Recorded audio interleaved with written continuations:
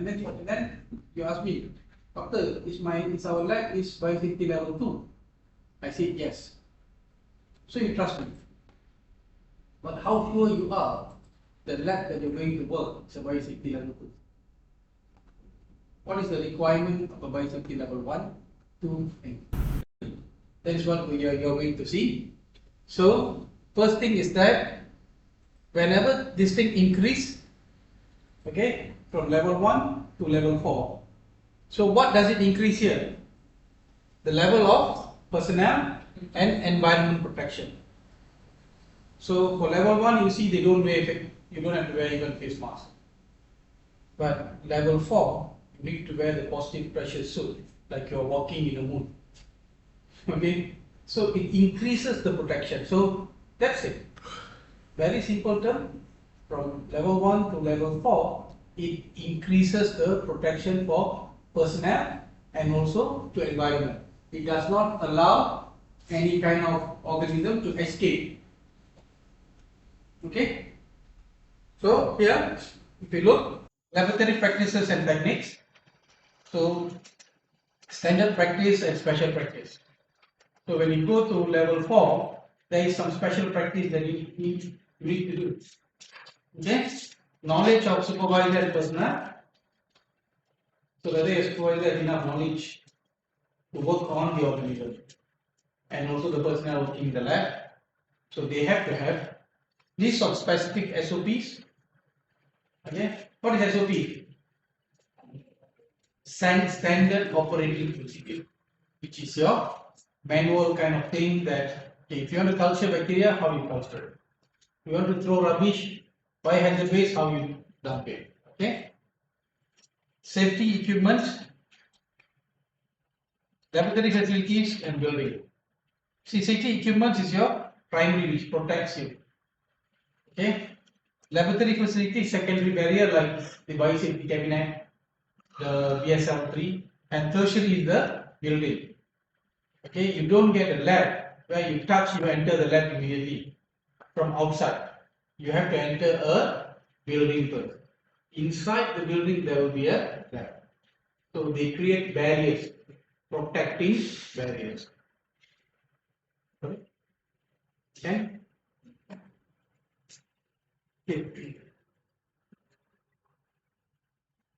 So a normal feature that you find in basically level 1 and 2, you have closable door. You see, okay, you don't have an open-ended door like everyone can move and through. Windows with insect-proof screens. If you need to use the window but you need ventilation to open it, they allow, but you need to have insect-proof screens, the small tiny hole, which doesn't even allow small ant to enter. Okay. Surface, which is floor, wall, ceiling, benchtop, that are easily cleaned, liquid impermeable, and chemical and moderate heat resistant. When you have been to the lab, right? You have been to the lab. Do you see the same tile in the lab? Don't realize. It's a vinyl flooring. See, you don't see tiles in the lab. Why?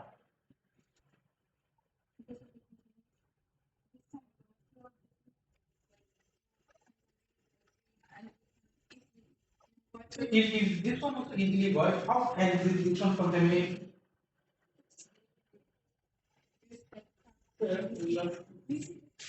Lines. Yeah. Yeah.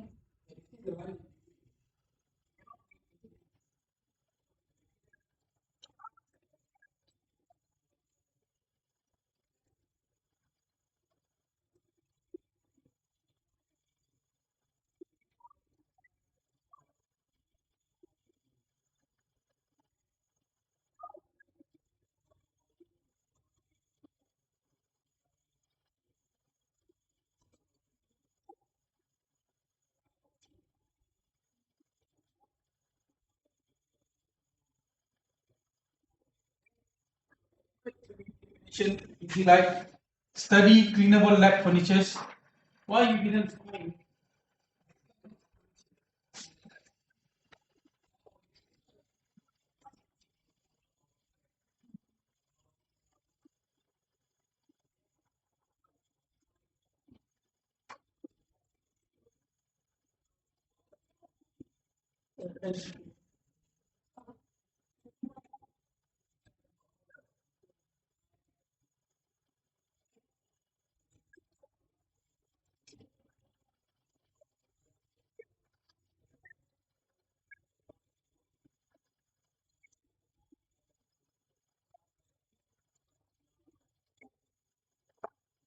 Hand washing basin with running water.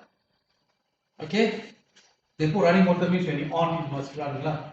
Okay, it doesn't like constantly running, no point, waste of water. Reliable and adequate electricity and natural gas. You see, you must have blocks. Emergency lighting, standby, and BSL2. Comparison with BSL1, BSL2, the must is you need a photo. Does it mean each and every BSL2 except for photo plate?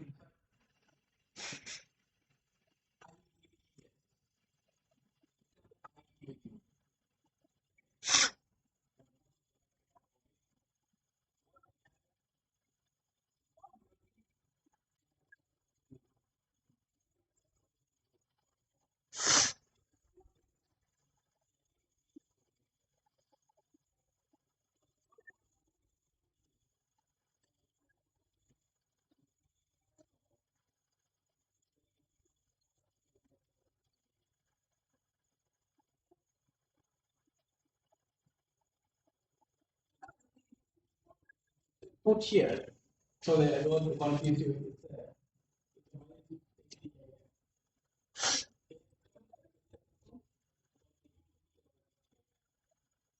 most of the time.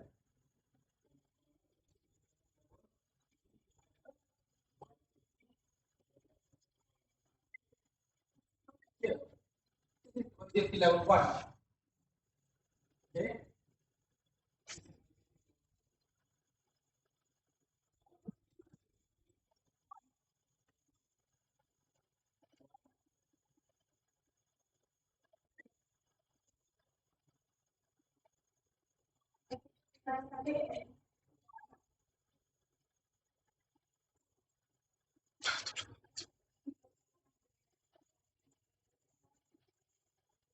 Yes, a biosafety cabinet.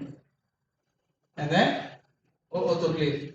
And then biohazard, and the biohazard sign is here. If you look at one, no biohazard sign and biohazard bin, no biosafety cabinet, and no autoclave. But here you have. Okay. Okay. So this is how you define and look at where you want to work. Okay. So biosafety level 3, whatever that you have in biosafety level 1 is a must. In biosafety level 3 is a must. Biosafety cabinet is a must. Okay. And then plus that you have extra that you need to have all of this. Because as I said, when you go up the biosafety level, it's more increasing protection. So to increase the protection, they need isolation from high traffic area. Which means that the BSL3 lab is usually isolated somewhere. Whether like this lab, students goes. You have a lot of students. Under that they also go to teaching lab. And then this the next door, they will have a research lab. Students won't go there. A lot of master students will start to move each there.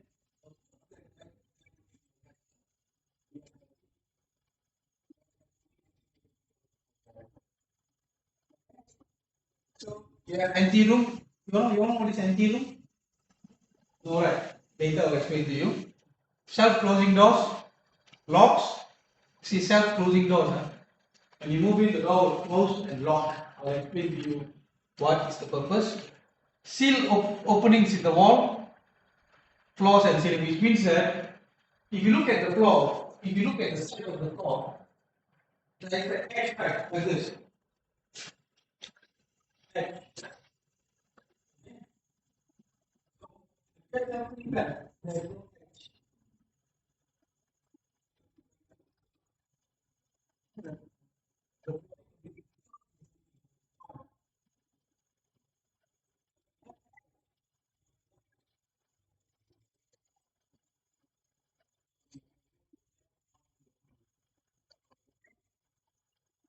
close, tilt, break resistant window.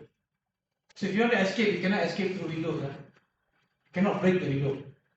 Because if something happens, you break the window and escape, all of this bacteria also escapes. Okay?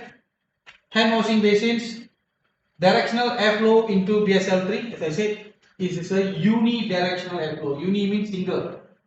Air from outside, get in. Air from inside doesn't go out. For the BSL2, it is two-way. Why air from inside cannot go out? Because you are working with highly pathogenic organism. What happens if you avoid opening, there's something flying, it goes out. But when there's something flying, it will be sucked in to the air ventilation by the side of the room.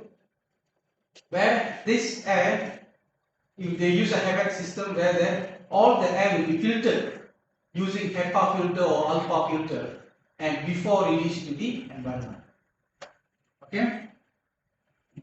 Visual monitor of the airflow must be outside. Before you enter, you must make sure that it is negative pressure. The pressure is enough.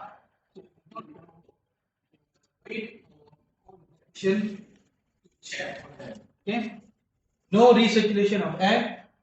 Disperse exhaust air with consideration of HEPA filtering.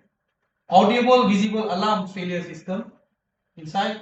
Design verified by testing machine.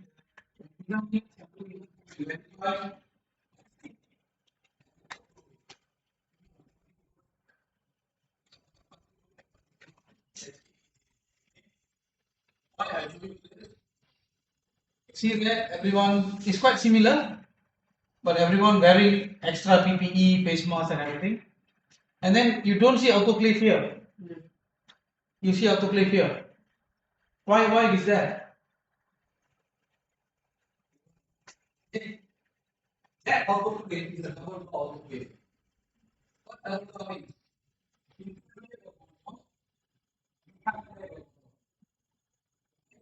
But this behind is already the wall of the lab. So anything that you put inside, you cannot bring it over here this way out. So once it's been sterile, somebody from behind, the technician will open it from behind, take it, and then dispose it. Okay? So this autoclave also will be designed when this door is open, behind door cannot open. It will lock. Okay? So same thing here. This is the ante room. If you look, there's a shower here. Usually when you work in BSL3, you go inside like this. Go inside, the door will be. Once you get inside, the door will be locked. Until you open this door. Why? You are here showering. And then they don't want dirty air to come in while you shower. You need to clean yourself because they don't want you to bring in germs inside.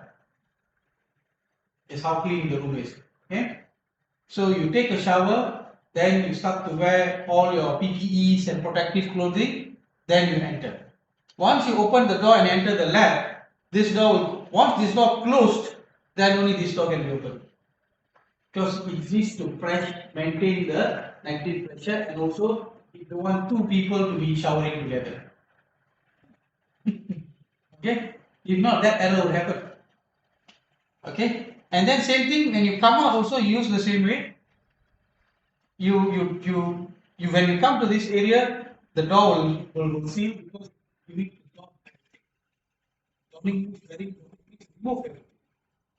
All of that, what you are wearing, even your undergarments, is disposable one. Remove. You need to take a shower to protect people outside.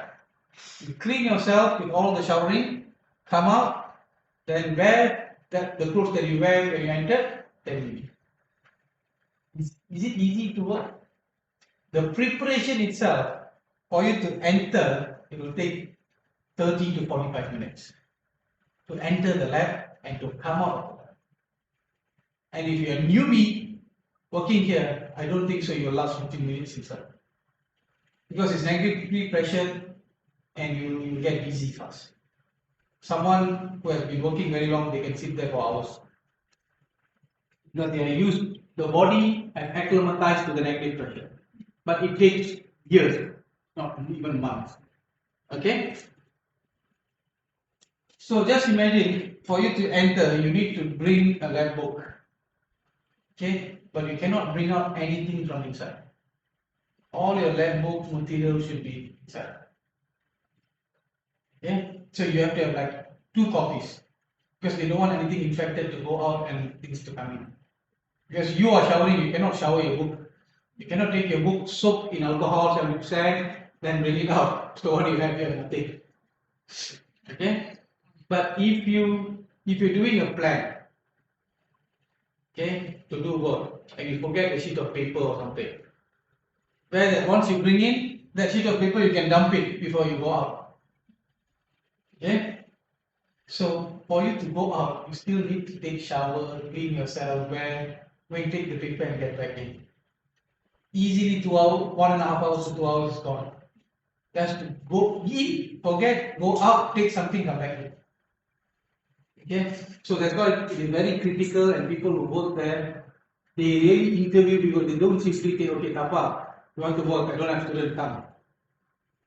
They have to interview the people meticulously, and the person needs to be trained minimum 1 month before they start any work in a BSL. There are a lot of procedures even for training and stuff. Okay? So now, maybe when I was talking, you say working in BSL 3, BSL 4, I look very much serious. I'm handling big packages. But not easy. So, any of you have a chance to go and look at the view of CSIRO? No. After my class, I'll be back.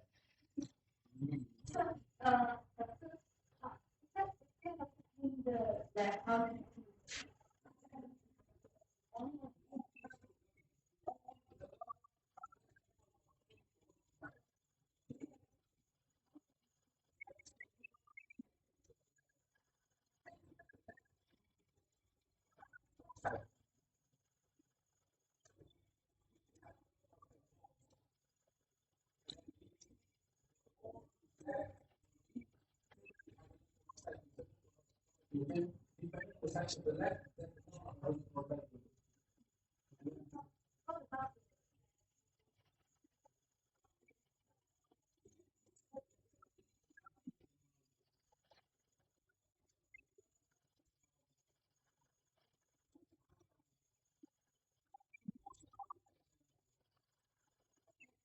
Two, use the white pen.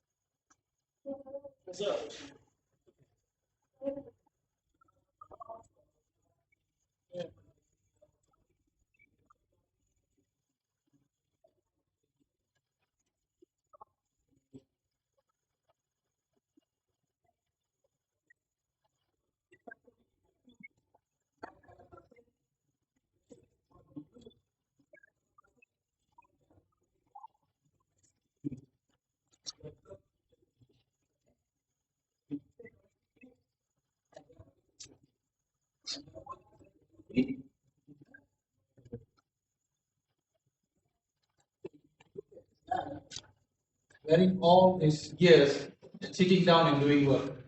And suddenly there he thinks, how much should I take? I forgot. I left the note in the main office where I sit.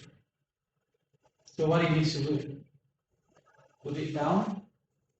If that thing needs to be kept on ice, he has to leave, remove everything, take a shower, wear back normal clothes, get his note, or put everything in mind, come back.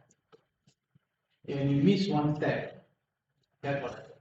That's why every single thing has to be inside. You miss it, you leave it, you go to there, you take it, you do it. Okay? So BSL 4, whatever that you have in BSL 3, must be there. Okay, and then these are add-ons. Personal shower in and out. Okay, changing rooms. That one also you have. But this one you have like what do you call 10% working in BSL3 or 5% working in BSL3. Like they have designated shower rooms for people, but they cannot be 100. Okay, usually in a BSL4, 5 or 6 or 7 people will work. Like you and you, when they have more, you have sharing. But this shower room only is for you. Okay. Pass through autoclave, fumigation chambers, or deep tank for material in and out, like tanking. So for materials, double HEPA filter exhaust. You see, just now one HEPA filter is fine. The second, the BSL4, you need double HEPA filter for the air suction. So they will have two air systems. The first one, the air comes in from the left filter, will be channeled to the second HVAC filter again before goes on. So they just need to take extra precaution. Okay? HEPA filtered supply, the air supply that you get is also the HEPA. Okay? Air supply for suits and alarm for failures. Okay, in case you think that oxygen is automatically coming, no. Okay? When there is no air, then the alarm will sound. Okay? Redundant exhaust fan, redundant means if you need two, they will have four. If the room size only need two, but they will have four. Why?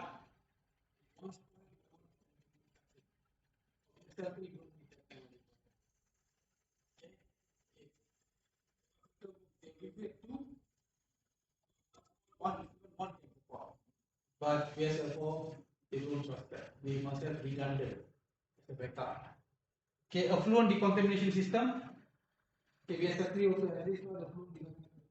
I think that you have more thing.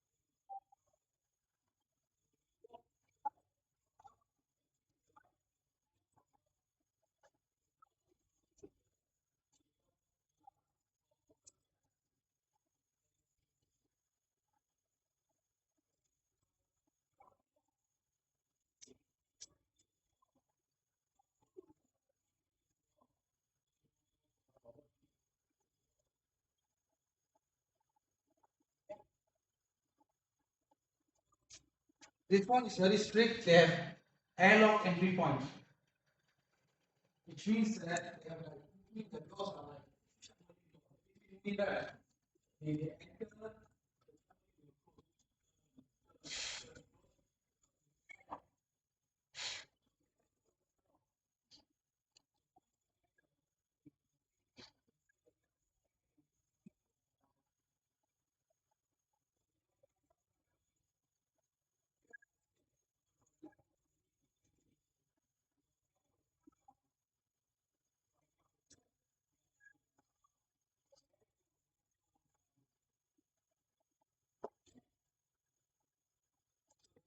Power supply and emergency containment drills. Okay, so see they have containment drills. See,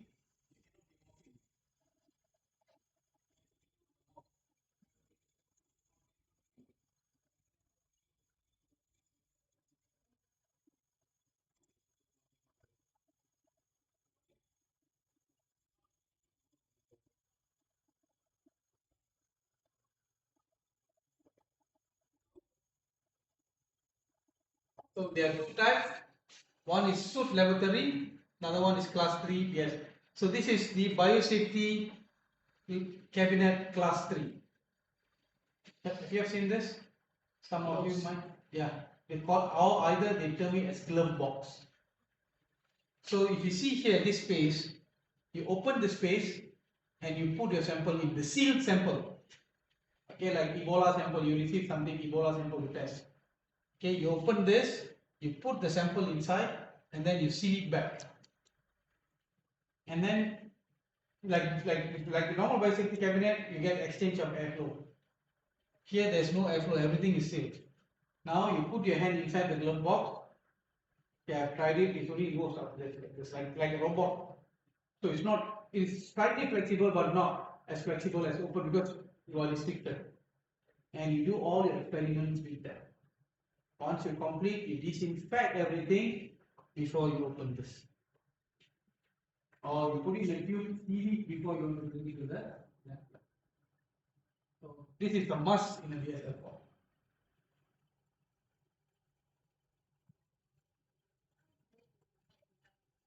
Okay. Yeah, everything that you put, like your disinfectant and everything, you put it inside first before you open the biological sample seal. Now it depends what material like they use and what is the disinfectant. Usually sodium hypochlorite 10%. Okay, so that is the best that you can get. Sodium hypochlorite 10%. So is it easy? No, it's not easy. Okay, it's difficult to work. So in Malaysia, there's no BSL-4. But when you ask me that, you can ask me, so how about a suspected Ebola case? At National Public Health Laboratory, the main National Public Health Laboratory is in Sungai Buloh, Kuala Lumpur. They have an enhanced BSL-3 lab. We don't have a level of BSL-2 where the musuh, but they have an enhanced where they have this glove box. They have two of those glove box in a special room inside the BSL-3. So they go in, put everything, they seal, they work, they do everything, then they disinfect before they bring it out. They don't have a full-fledged form because of that they cannot culture Ebola virus. But when they receive samples suspected Ebola, they put the sample inside and do extraction inside. So by extracting the viruses, you kill the organisms and everything. Then after disinfect, they will bring that out for their PCR work. But doing the culturing of the viruses cannot be done. Okay, usually all the BSL-4s are viruses. Yeah. Is there any chance of people have process for we have one suspected case from a foreigner and then he got sick. The symptoms looks like Ebola, and when they tested it,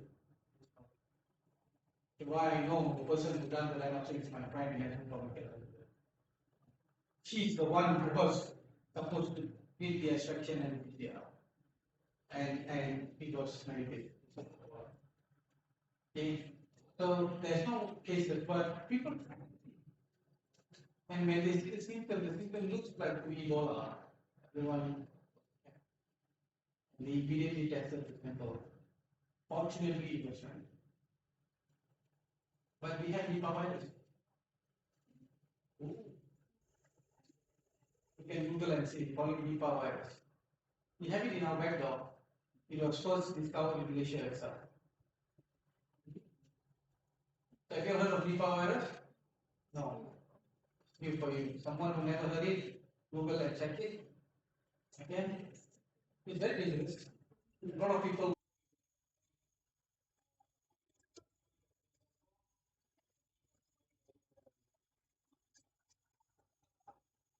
Classification as organism, even though the yes.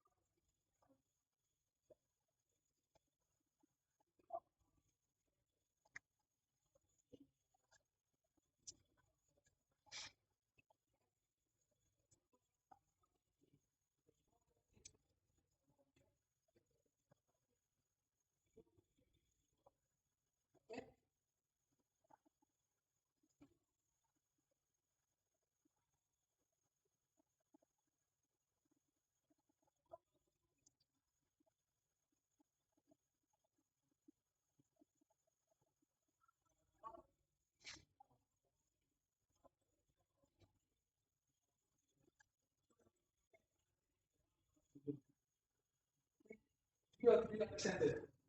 Yeah. Okay.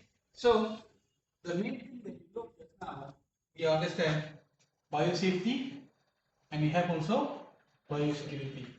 So two people was asking me about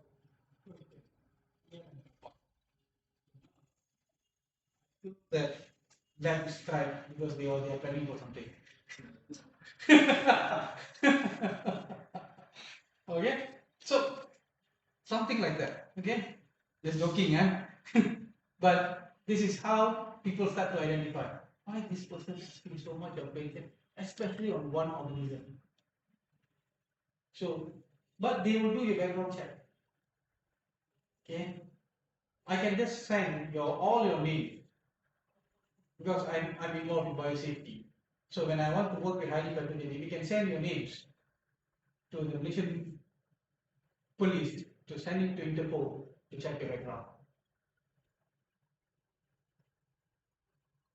Okay? So when you want to work with highly pathogenic, that happens.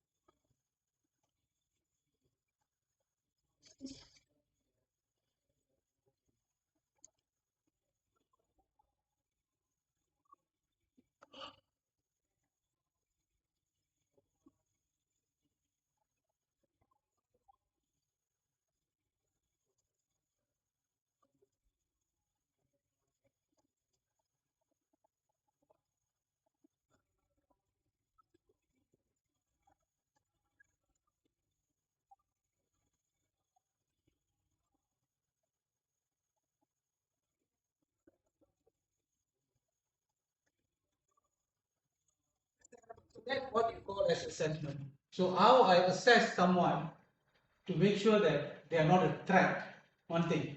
Secondly, how I assess the organism that I want to work is not going to be a threat. Definitely if I start to work with IT is a threat. Threat. So when I did assessment, it's a threat. So how I need to do mitigation next. Like I need to work with DSL2 with proper people. So this is the whole process. Okay, with that you do a risk assessment, then how you work safely, keep the work secure, and you perform assessment. Then all the SOPs that you've done, that will be followed. If not, you go back to the cycle. Teach you separately how to assessment, what are mitigation that is involved, and so on. I can go with the big mindset assessment.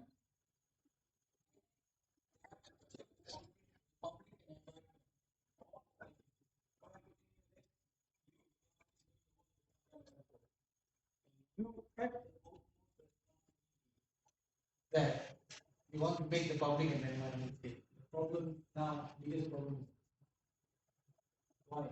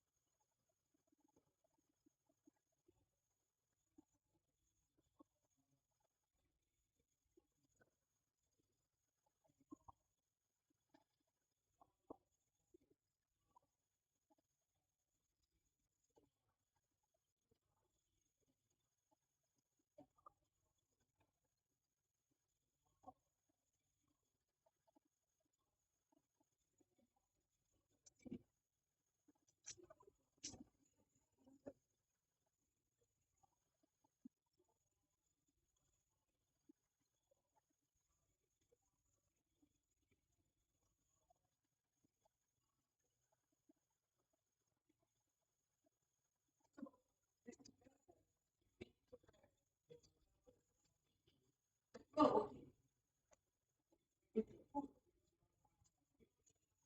new information.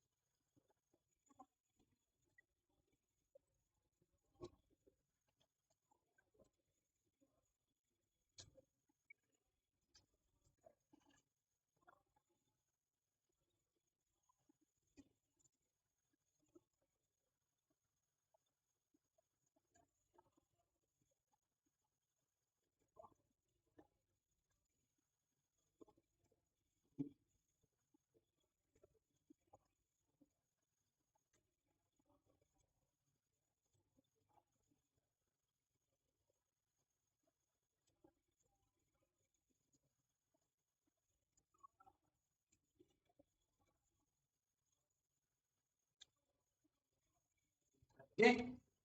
Prevent exposure to personnel when handling the material. You see, prevent exposure. Okay. To avoid lab acquired infection. Touching the phone, touching the doorknobs and everything is lab acquired infection. Okay. Prevent unintended release of material that can cause public health hazard, damage done to the environment, biological diversity, flora or fauna or anything. Okay, so that is the main gist of it. Why you need to do.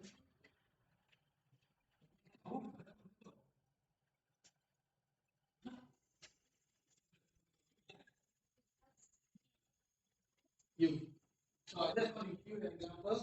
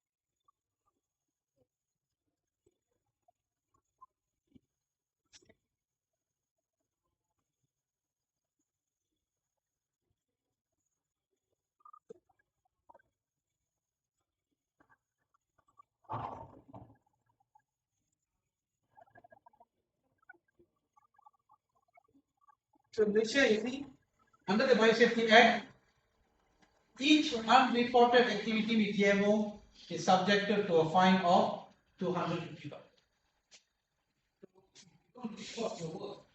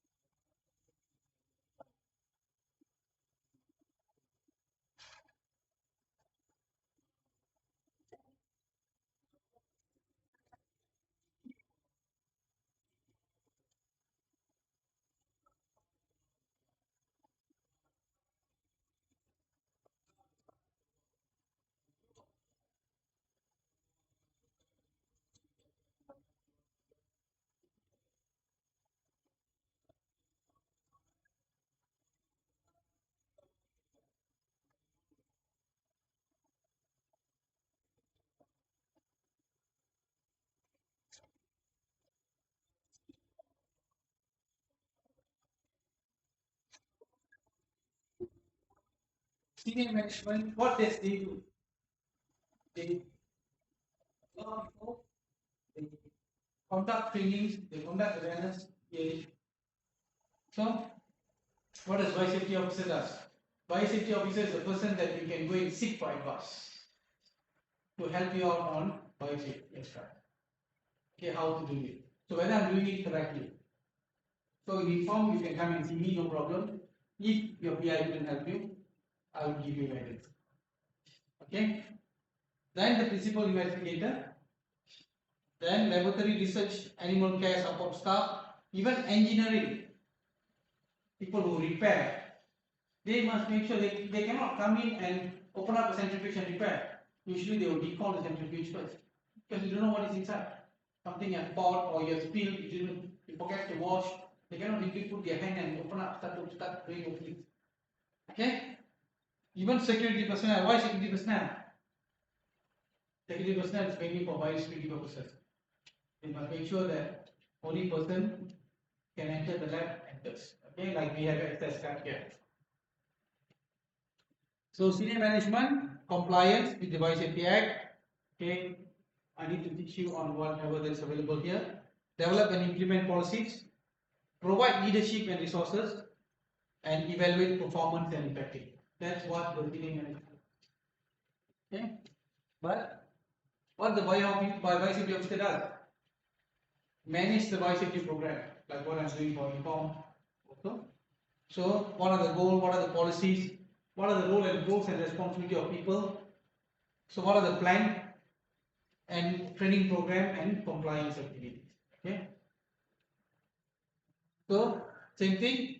I will do also risk assessment and biosafety principle. Saves as a responsible officer. Liaison with the service department to get the idea. But we have a. I'm just kind of biosafety officer here to help out. But for the university, we have a separate biosafety officer who is in charge. Okay. So principal investigator, as I said, protection of health and safety of the laboratory worker is very important. So they are the one who is responsible to do the risk assessment, selection and verification of appropriate biosafety level or of the organism that they work. Okay, they must guide you and do provide training in practice and operations. So you cannot come to me and say that you know how culture bacteria. You need to get your seniors or PI. You can come and tell me that how I can handle it. So I need to now dispose it. So can you tell me that where can I find the information? So what kind of information I need to find? Also, your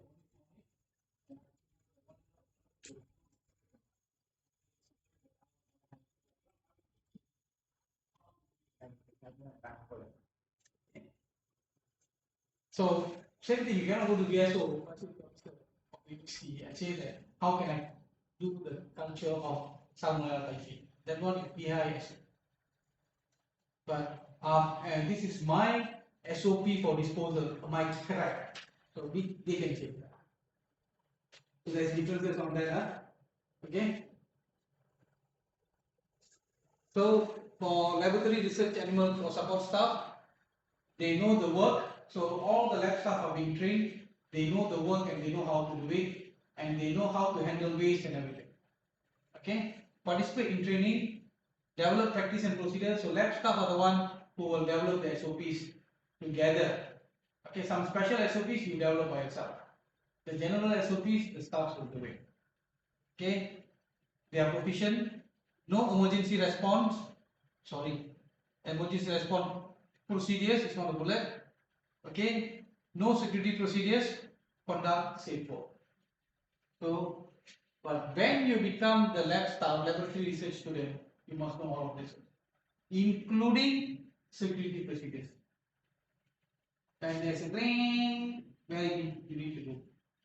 What you need to do, you are still in the midst of working. So finish your work or leave everything and leave the place. You only have 2 minutes work left. What do you need to do?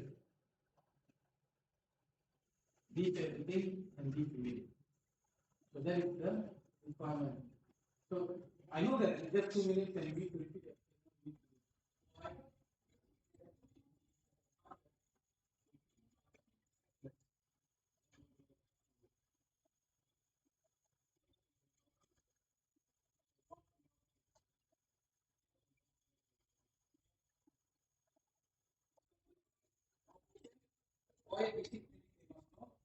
So if they don't know,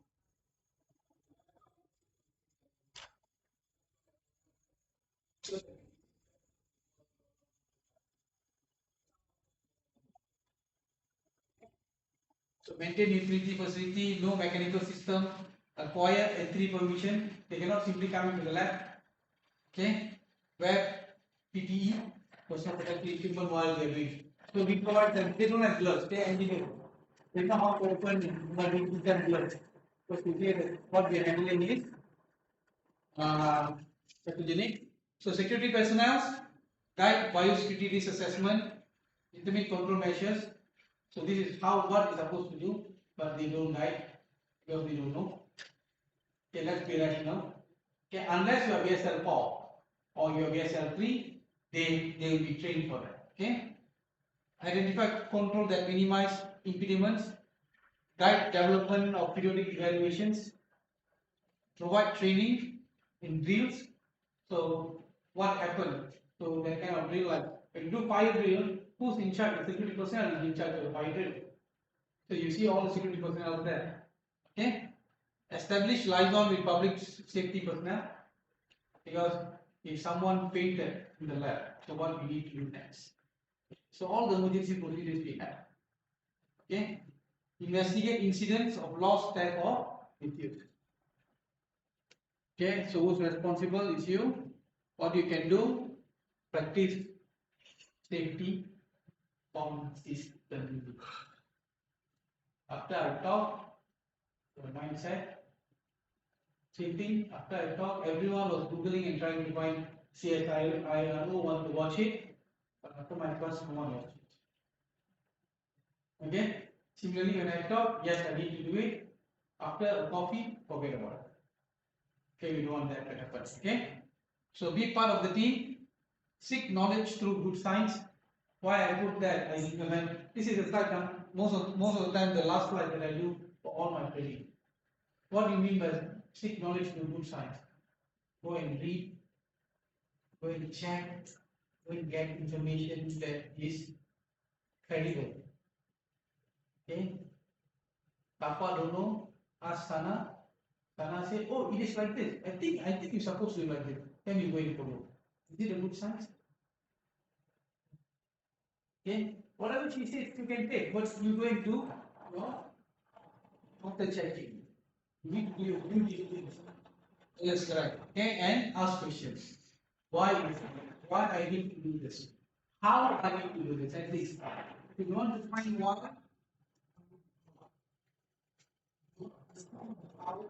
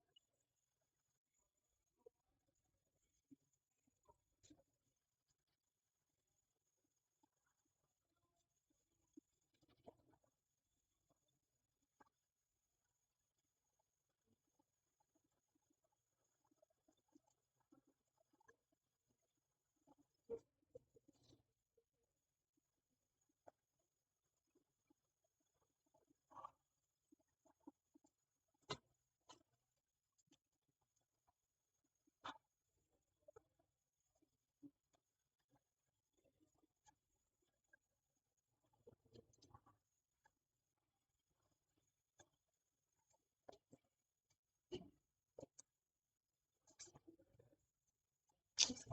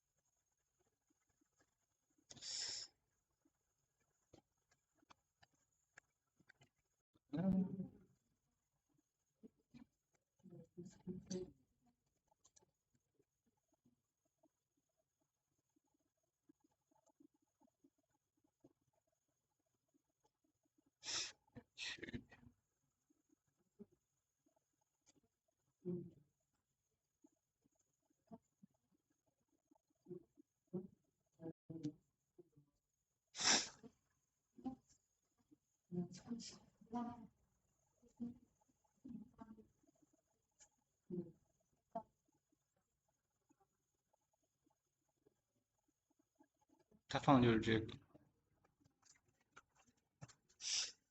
你在边上，对，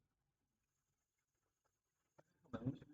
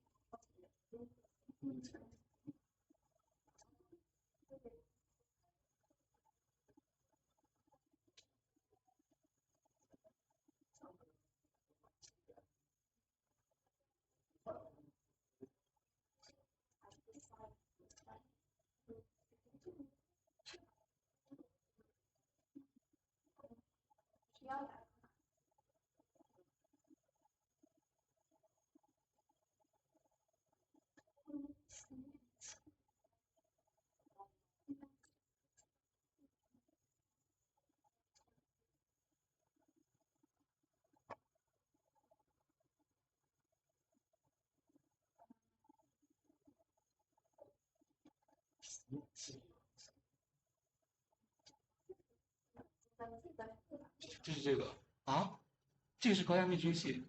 哦，这个，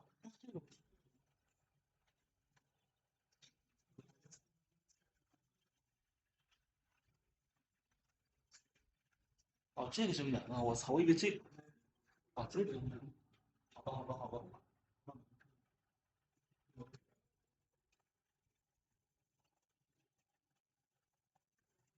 敲着门外。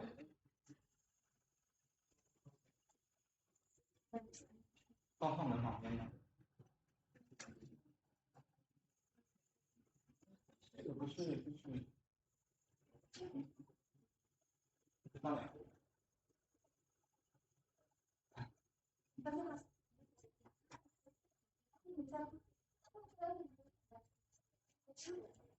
这个需要怎么样？只是进门的效果。门里的话就靠吧。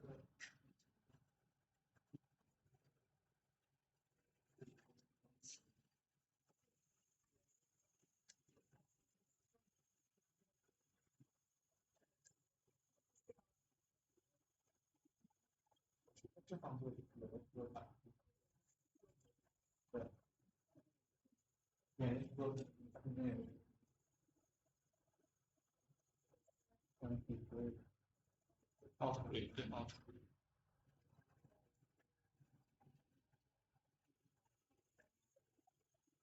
空调什么话？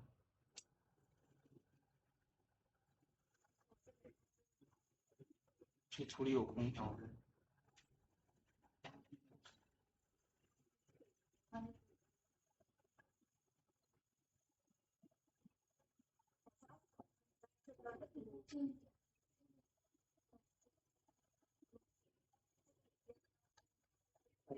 为什么不能说呢？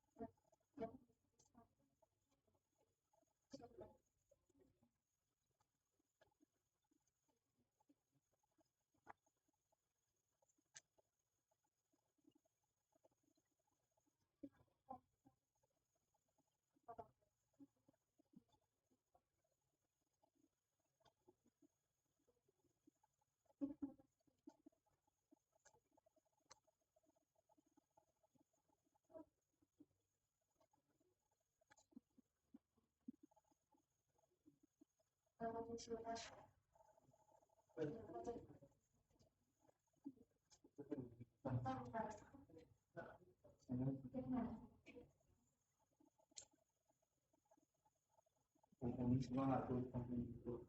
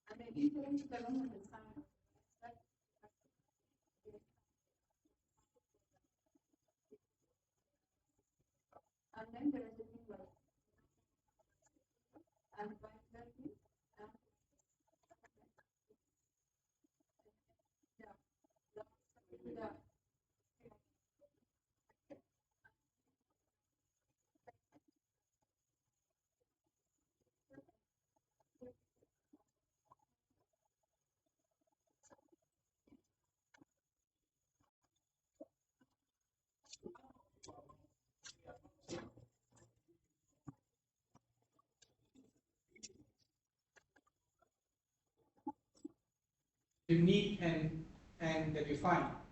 Okay, so you are trying to capture. I just said BSc accounting exhaust fan. So like you have put bio and green.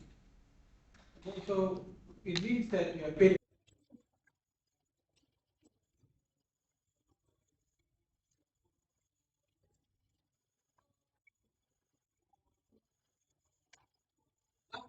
simple question.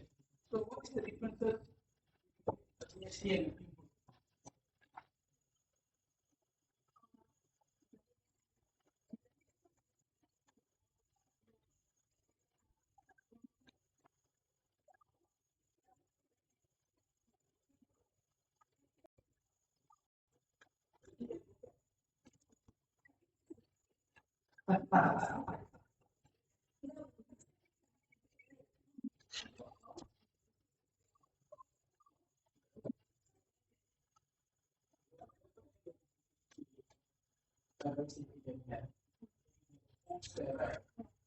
okay, then we start and HEPA filter, then down.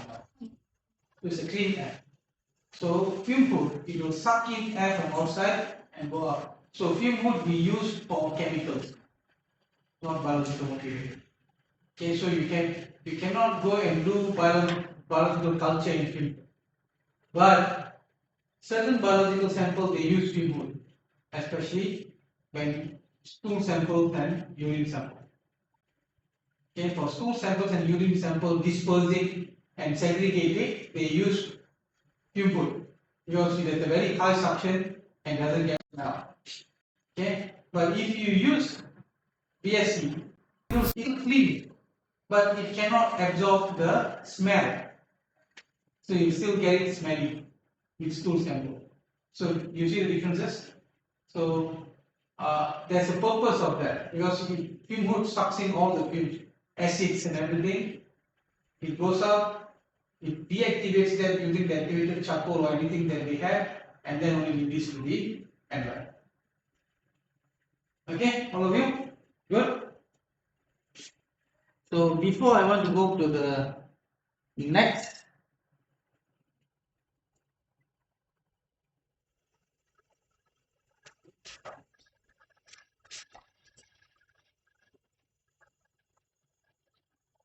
Next one.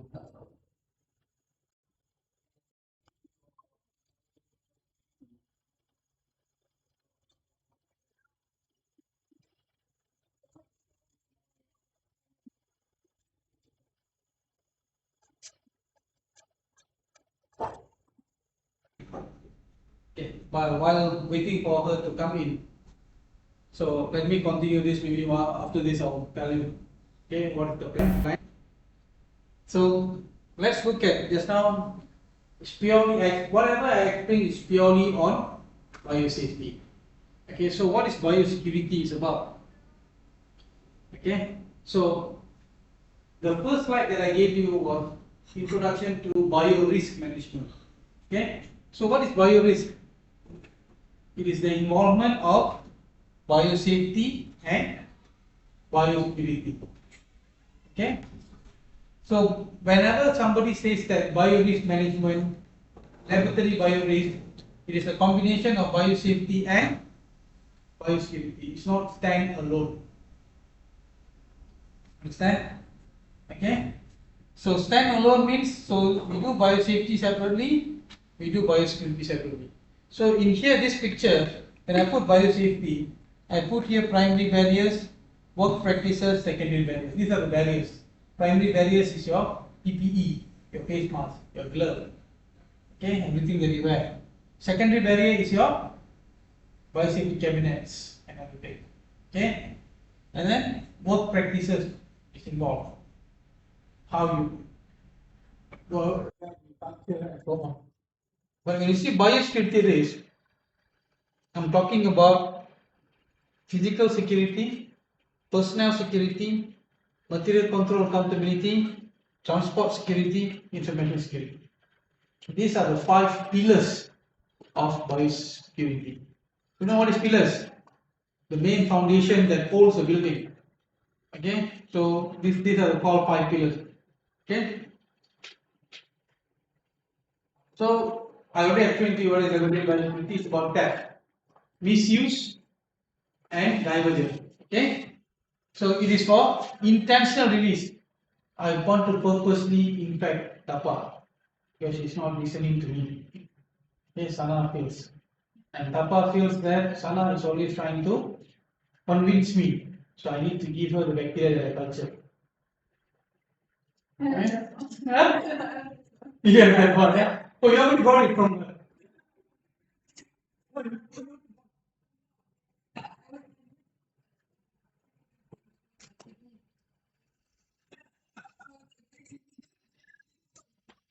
Okay. So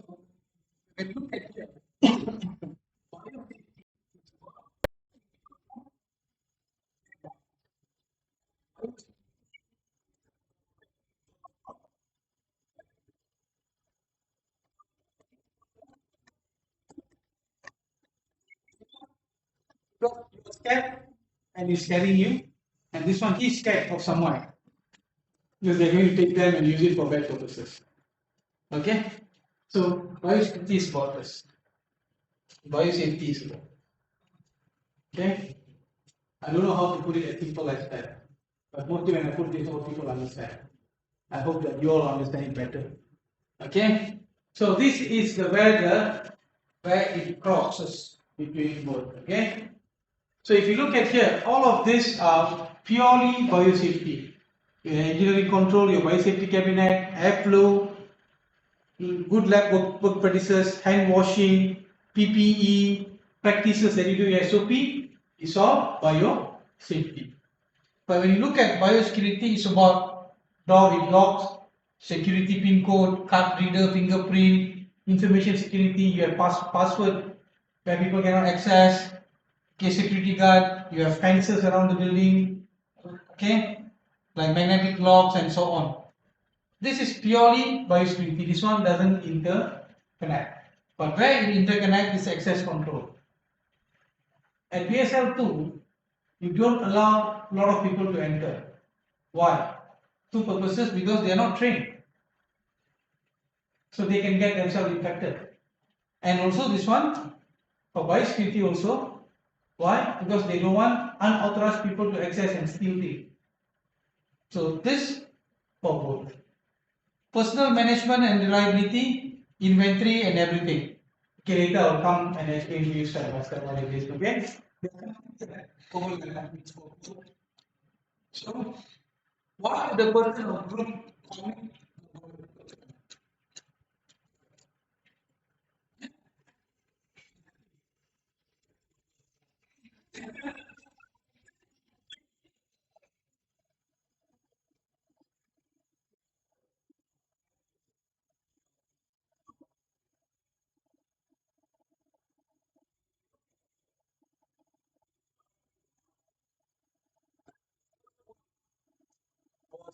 which is stated and was documented.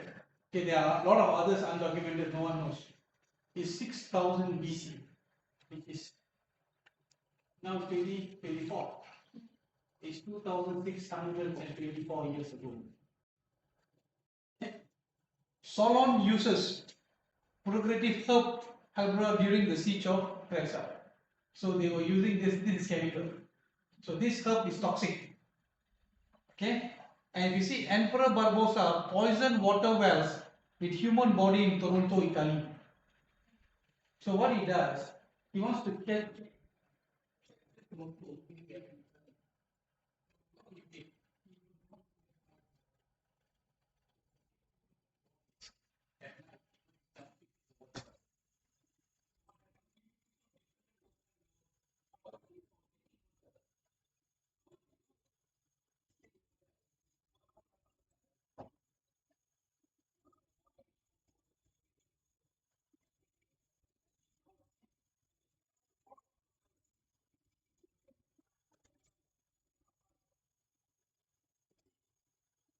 in 1346, you see Tatar forces catapult bodies of plague victims over the city walls in Kaffa. What they did, they go and fix bodies dead due to plague. And they go and hang these bodies everywhere in the city, most of the places. So that it starts to affect the body, and daytime people come, they know what it is, they test, they touch it, and everyone is infected. Most of them, okay? See, Spanish mix wine with blood of leprosy patient to sell it to their French foes in Naples, Italy. They don't like French, but they want to go and fight. They did this. So is it happening now? No. In 16, this is very old. In 1675, German and French forces agreed not to use poisonous bullets. Okay. In 1710, Russian troops catapult human bodies of plague victims into Swedish city. They repeat this after 400 years. See this too? Same thing, same concept. The Russians were using this concept. 1963, British distributed blanket of smallpox patient to Native Americans to kill them. They don't want to go and shoot them. They say that they have disease and they die. Because if they shoot them, a lot of people will come and attack. If they have disease and die, what the community can do? They don't know to fight with, how they can fight with disease. Okay? In 1799, Napoleon flooded the plains around Mantua, Italy to enhance the spread of malaria. So the malaria is already there. So he flooded the place so that more mosquito breeding happens and more people will get infected with malaria. Okay? 1863, Confederate sell clothing from yellow fever and smallpox patient to Union troops during the US Civil War. They purposely did that. They sell clothing, they're telling them to go to school. Sorry, yellow fever. World War I, German and French agents used glanders and anthrax. See, anthrax was already stopped to use in World War I. Okay. In World War II, Japanese uses plague, anthrax, and other diseases. Several other countries experiment with and develop biological weapon program. Already happened in World War II. The Nazi detention camp people were used as samples to test their biological weapon sources. Okay. 1980-89, Iraq uses mustard gas sarin. Sorry, yeah. Okay, and Tagore against Iran and ethnic group inside Iraq using the Persian War. But this is not why I put it this. Sarin is a what?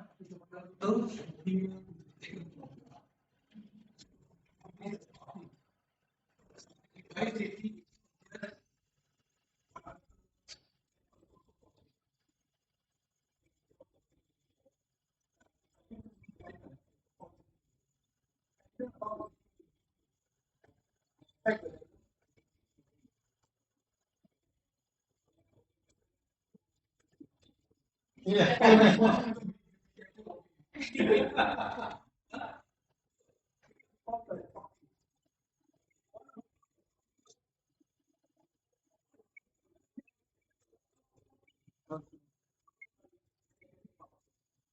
Okay. You see, in 1995, Aung Shinrikyo uses sarin gas in the Tokyo subway.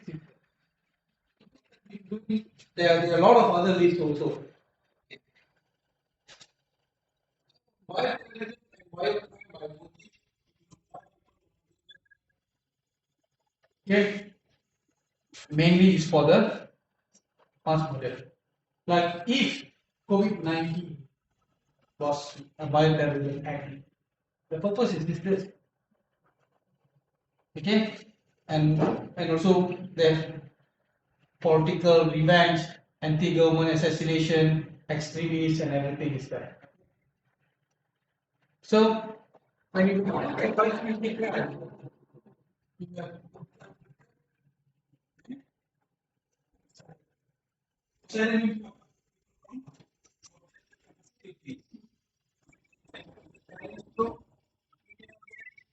at scientific competitors from other company want to take something from your company and steal it.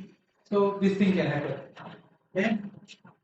So people inside is insider. This is more difficult. Like I said, the anti cases. Who did it? The deputy director of the lab. And that's a military lab. So all the access outside is very difficult. I mean, okay. So you see blackmail or caught employee, disgruntled employee, like Sana and Tapa fighting each other. Again, criminals, research staff, because they want to steal your intellectual property. Now EN have developed some kind of new vaccine. Okay, somebody is very angry, insider, Saad is going to take it. Okay, so, but this is, we are not saying something that, no, yeah. Okay. So if you look at outsider threat example, you look at this, you can find it happened in US in 1954. It's a group of people who thinks that he's the preacher and kind of a new religion things. So what was their aim is, you see, to interfere with the local election. Group attempted to incapacitate the voters, so they don't want the voters to go and vote. Why it is happening? Because he has a space, very big space in Oregon, where there is all of his followers, worshippers stay there and so on. So what they request is the local government saying that they want their people to stand for the election. But election always has rules and regulations who can stand for election, especially local election. So they say cannot. So they decided that they want to incapacitate the voters so that no one would go out and vote. So what they did, they ordered Salmonella species from culture collection. Previously, when you order, they just send it to you. They don't care who you are. They want to make business. But now, when you order, they ask a very lengthy form for you to fill in why you did that. Okay. So, and then dissemination, they contaminated 10 restaurant salad bars. They go to salad bars, they just pour the culture on the salad bars. Okay, what happened? Infected 751 individuals were infected, 45 of them were hospitalized. The first and still the largest bioterrorism attack in the US history until now. So this is outside attack. They buy it and they so it happened. Okay. So when you look at this, inside the track. Her name is Diane Thompson. She's a clinical laboratory technician. The motive, revenge against former boyfriend and cover up by infecting co-workers. So what she did, she take the Shigella residue type 2 acquired from the clinical laboratory that she worked, and then she contaminated pastry in the break room. So what we, there are certain labs they have this practice. So like you have a pantry there, and you have the space there that you share. So if you want to share your food, you do that. So usual concept everywhere. So what she did, when she went, she saw that there's pastries there, donuts and pastries there. So she infected, and she knows that the egg pattern coming through. But to be safe, she does not only infect one donut. She infected everything. So that she will be, it's a food poisoning what? She won't be suspected. Okay? So if in Malaysia no one suspect food poisoning, okay. But there, when this kind of cases happens, and especially in the places where so they went and strain cut the Shigella and found out that it's a lab strain. And that's how she got caught. So both of you. Okay, so the problem is that you're working with what? So Tapa is safe, Sana is not. Okay, so it infected 12 of her co-workers. She was arrested and convicted.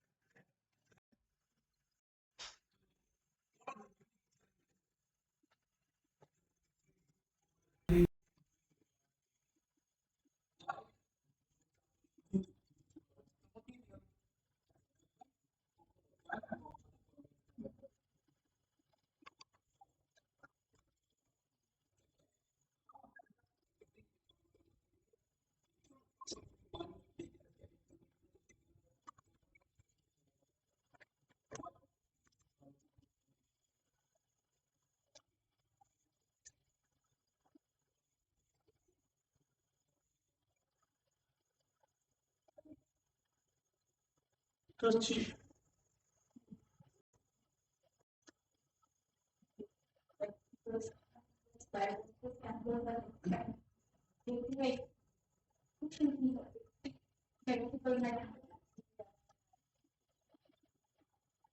You're quite near.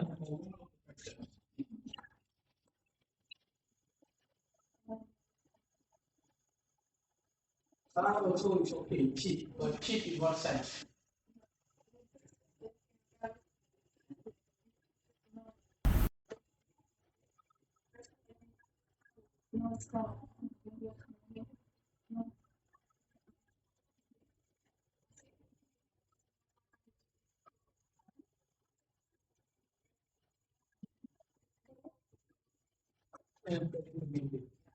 Doctor, can make the disease, make the design disease affect the some area because the some doctor tell me found out the database about of the DNA formation.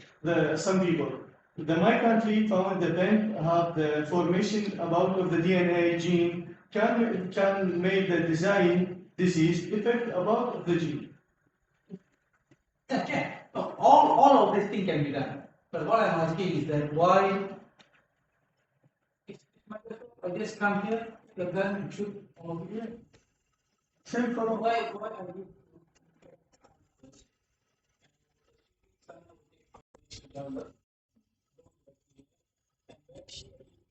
Speech and things,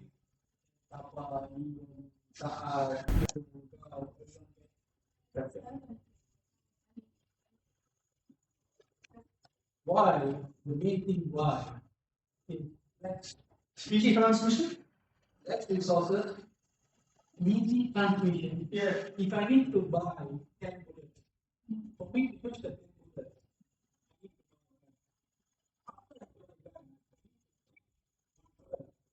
it's good. Seven bullets, I don't need to waste it. And for him to enter here with the gun, is it easy?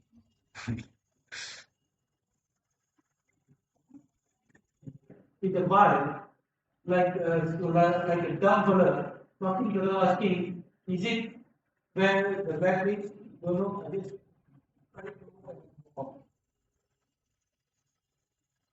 okay.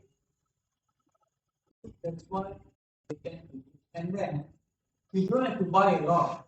You buy 500 microliter of bacteria. Know how to cultivate. they grow by themselves.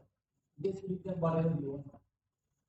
And the media and everything is very cheap than buying one guy.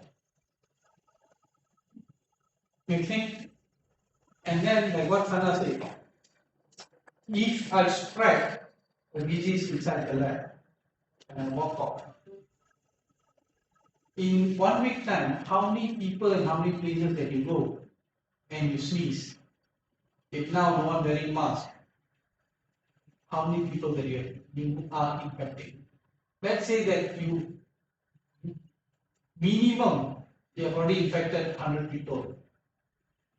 How many people that 100 people will be infected? So you only need to do one work. Enter and put it at a space, go off. They will do it, they will die by themselves. If I come and shoot you, you come and attack me. The police will find me, attack, there will be a war between my country and your country. If your country is dying because of a disease as an endemic, which you take time to find what, will you come and attack me? No, it's not. No, it's not. So that's what they have been doing. Okay, giving, like as I said, to Native Americans, they will retaliate. But you give them blanket, they say very good. This guy is very good, giving us blanket and everything. But it's infected with smallpox, they get disease and die. Will they blame me? No. They will come to me and ask for more help. I'll give them more blanket. So it's a silent killer kind of thing, where that is why the United Nations Security Council resolution, all the state parties, most of the country have signed, they will not use biological weapon as a war agent. So none of the countries should develop a biological weapon program also, but they are doing it. They are, because they are ready. If you want to attack, I will do it. But they don't know who's better. As I said, all of you have been to airport, KLIA airport, right? At the point, at the exchange of international terminal, you find a lot of people. So I take 5 miles, 10 miles, I lie feel I say against stranded. And it's air conditioned, everything trapped inside. You think easily I can infect 1,000 people in 10 minutes. And then I leave. You see? Okay. Of like we are working with this kids, you know, this of someone and something like that. So anyone could do it.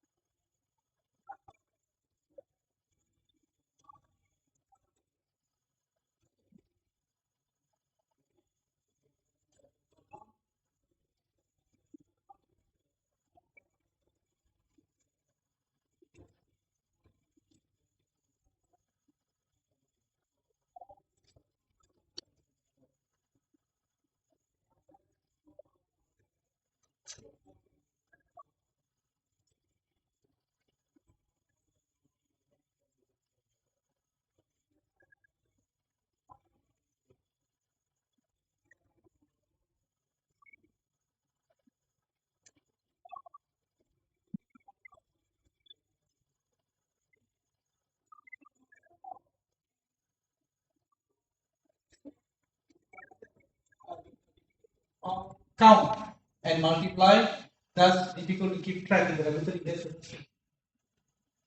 So that is why then I will show you what is that you need to do. Small amount can have severe consequences. As I said, for you to get infected with anthrax, how much of anthrax do you need? How much of anthrax organism or anthrax bacteria? 10, 100, 1000, 1 million? Then you can get infected. Can anyone tell me? How many bacteria can you find in microscope? One round is one bacteria. So how many that you need to get infected? More. Huh? Too much. I've seen some people about using microscope that But generally when store. but there's a lot, right? Yeah. Too much. Like how many? 1 million? I think, first, like, this kind of Cali, probably.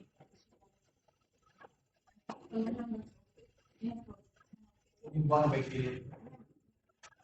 If you inhale one bacteria and if you are not treated, it is enough to grow and kill you. Only one bacteria. The E. coli K12, if you drink one glass, also nothing happens. You might get mild diarrhea. So it depends on the doses of CH3 we call coliform forming unit, okay, that you need for it to get infected. So highly pathogenic one, yes, very small amount is enough. Okay, detection of staph is almost impossible. Files are small. If you don't have proper biological agent, do not give off energy unlike radiological material, making stand-off detection limit. The tubes are plastic. The lifelike bacteria are not cannot be. I put it inside my pocket. I walk through scanner. Can scanner detect me? No. No. Scanner cannot detect me. Okay. Biological material are relatively easy to obtain and inexpensive to produce. One need only to steal a small amount, as more can be always grown from the system. Okay.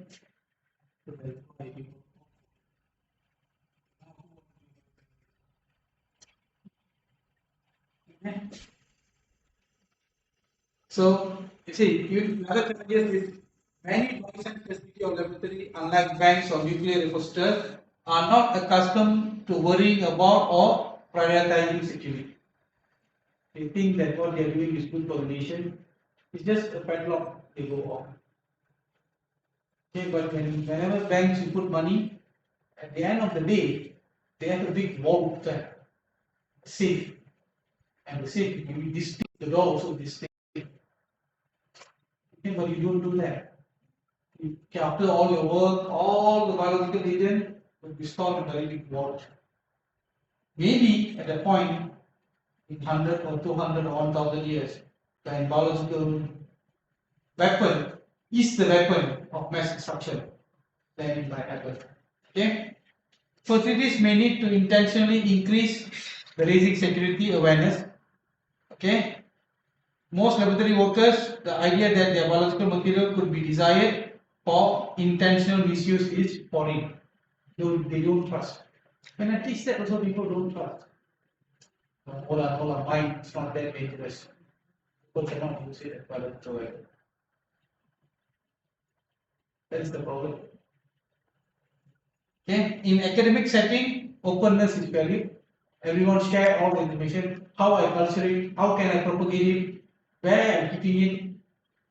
So my lab is here, come and visit me. Okay. In a clinical setting, security does not typically consider biological material. So you work in the hospital. Who have worked in the hospital before? Yeah.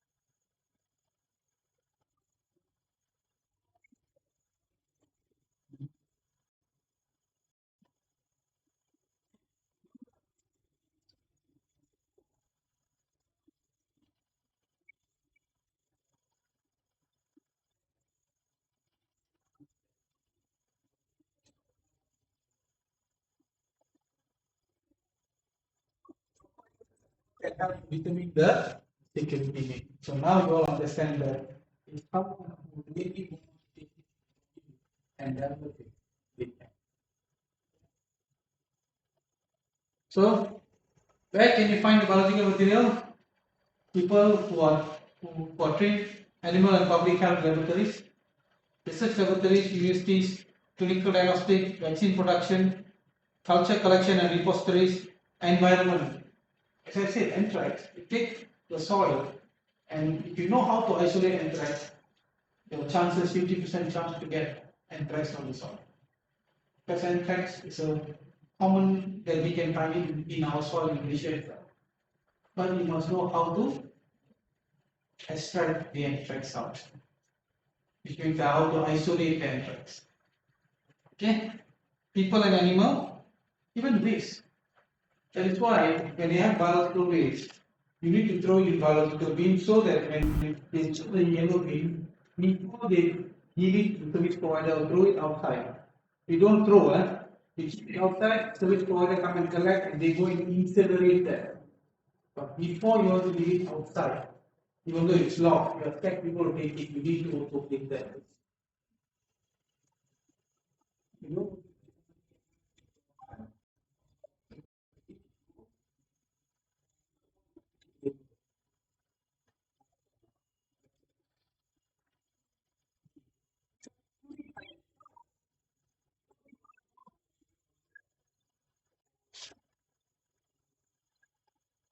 so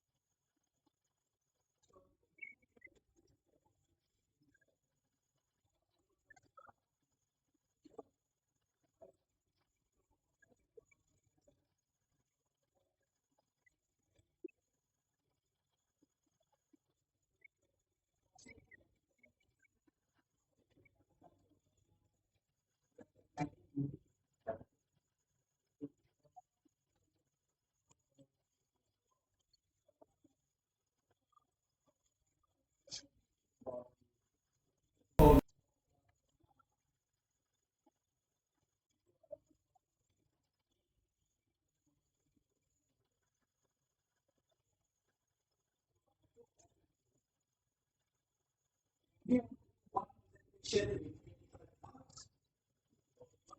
2% agents, 1 15 marks,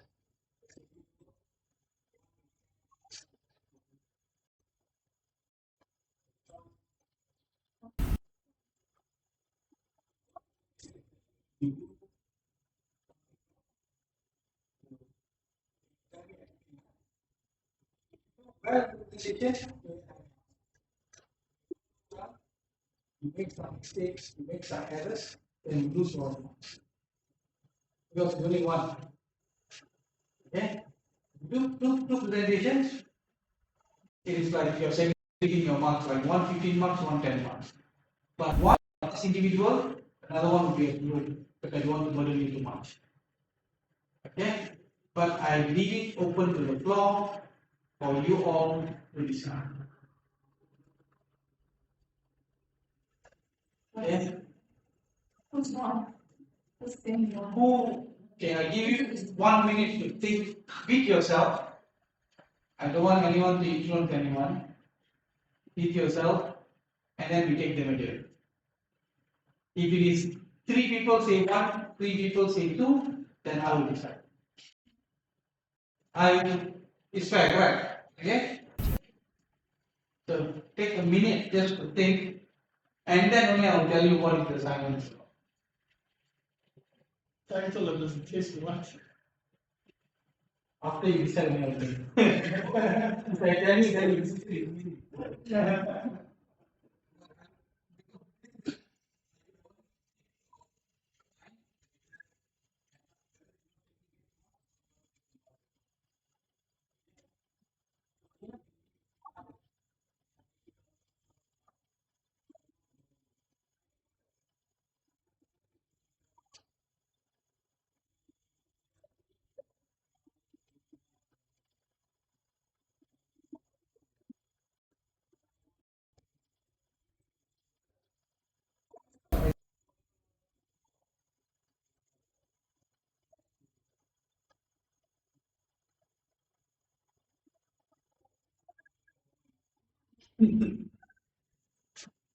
Okay.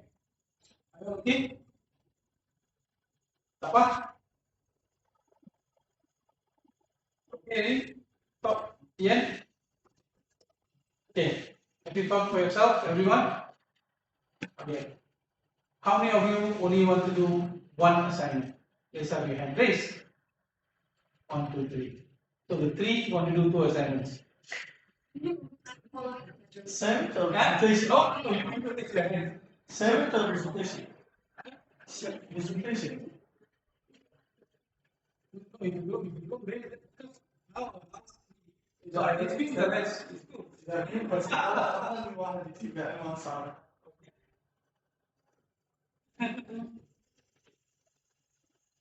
Okay, again, so how many of you want 2 assignments? 2 presentations. So who wants to do 1 presentation? Okay. So only one presentation, fine. So I will let you make the decision. Okay.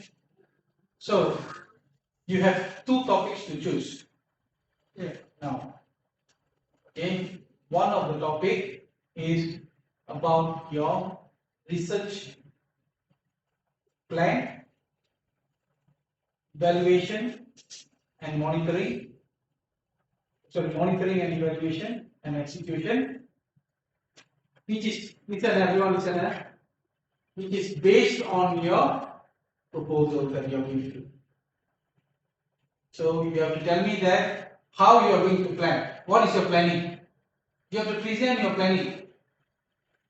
We will be your, as I said, the funding agency sitting down. That with your planning, we have to decide and give you saying that you should be funded. So this is my project. This is my background. This is my objective, problem statement, and this is my plan how I want to do it. And this is my Gantt chart. And this would be how I'm going to evaluate and monitor my project throughout the year. Okay? Understand? Okay? This is one. Another one will be on the topics of biosafety. Okay? That one also is a little bit tough.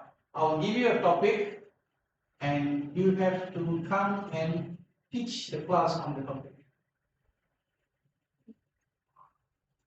But anyhow, I'm going to teach you also, but you cannot use my slides. You have to do your own slides, own example. You want to take video or something, you have to put, and you have to come and present and teach the class on that particular topic. Okay? Another 1 minute for you to think. You want to do this one? Okay. Right now, we. You have no option to choose. Like I don't give you 2 topics, you choose 1 topic, do. Now I want the whole class to decide only on 1 topic. First, basically. No, that you see, as I say, why is it so hard? Again, it's not easy. I'm repeating again, it's not easy. because you cannot use my slides, you cannot use the points that I put in the slides. You have to come up with your own way, own points to come and teach in a different way. So you are asking us, considering all the No, you can put challenges. Put the thing. So you can use it.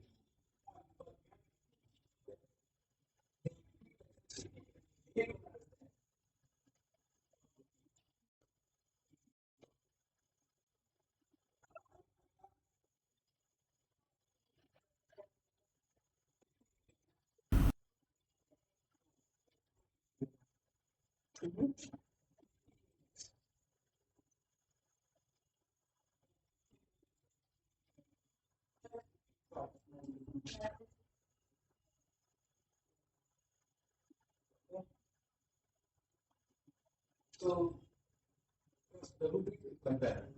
I will set the rubrics and I'll give you the rubric.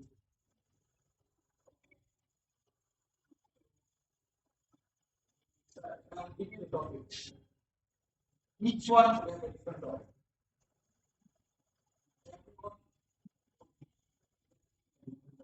Anytime. Huh? Anytime is solicitation.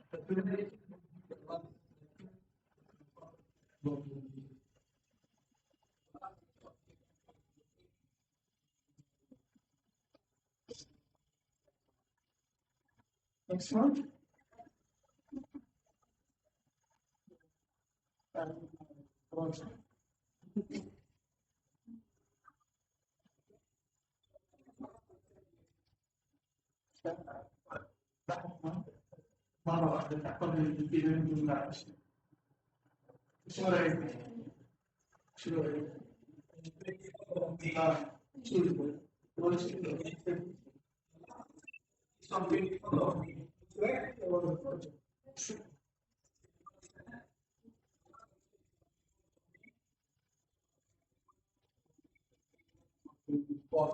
Me.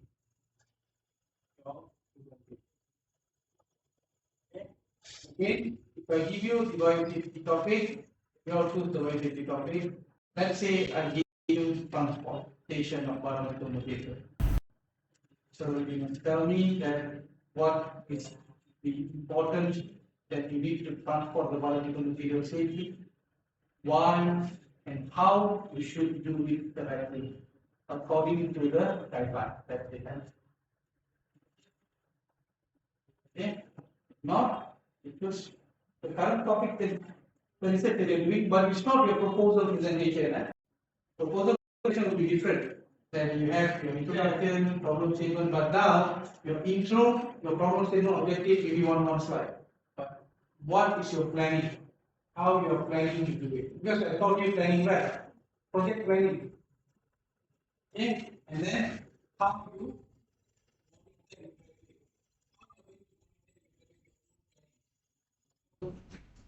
correct?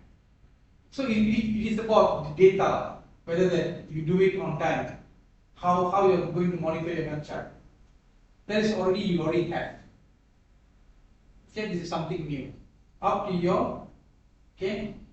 I don't want anyone to discuss with anyone. I give you again another minute to think. I won't disturb your own talk. Then I'll ask you.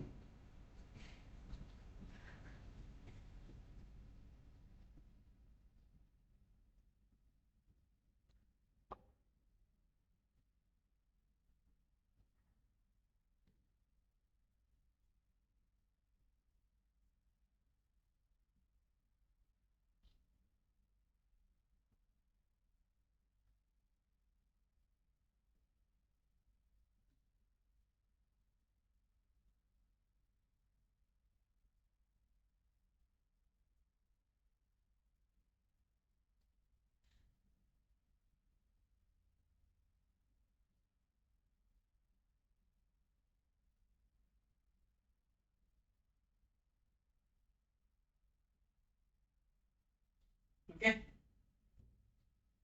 Who wants to do your research project? Raise up your hand. Yeah. Say that. Say that. Next semester.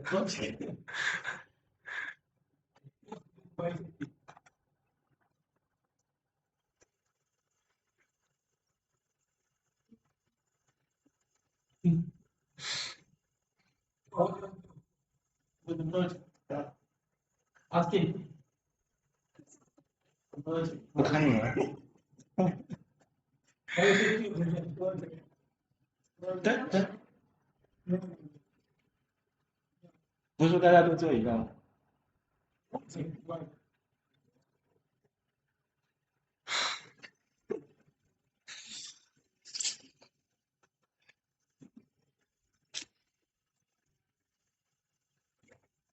？Me, we understand more about my project. The presentation can improve stuff. Why? Go. First, my project. Yeah.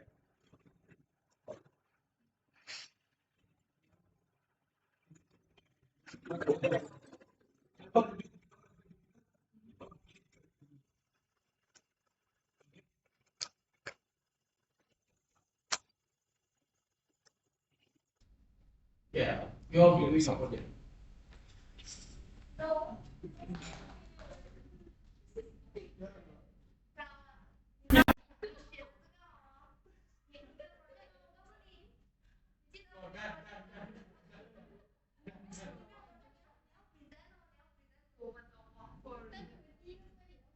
Yeah, 也要写文字，解释得出来吗？15分钟，这个是解释不出来，你知道吗？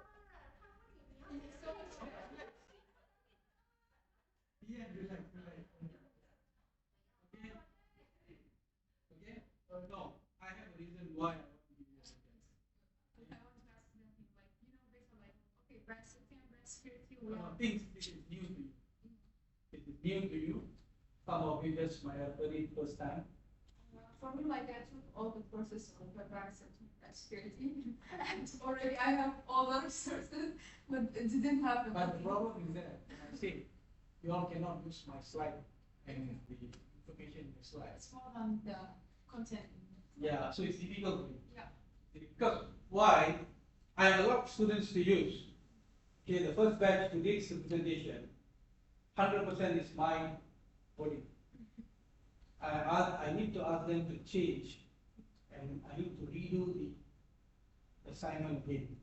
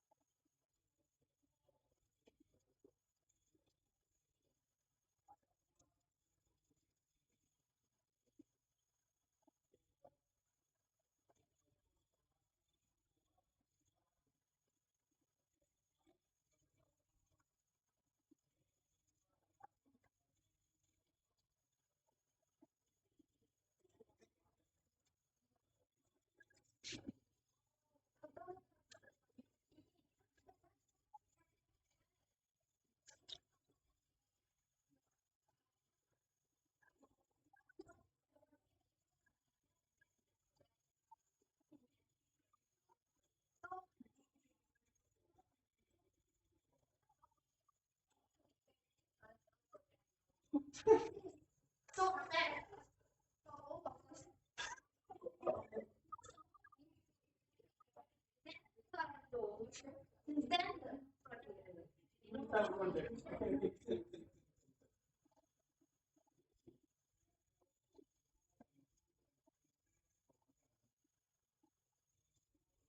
that.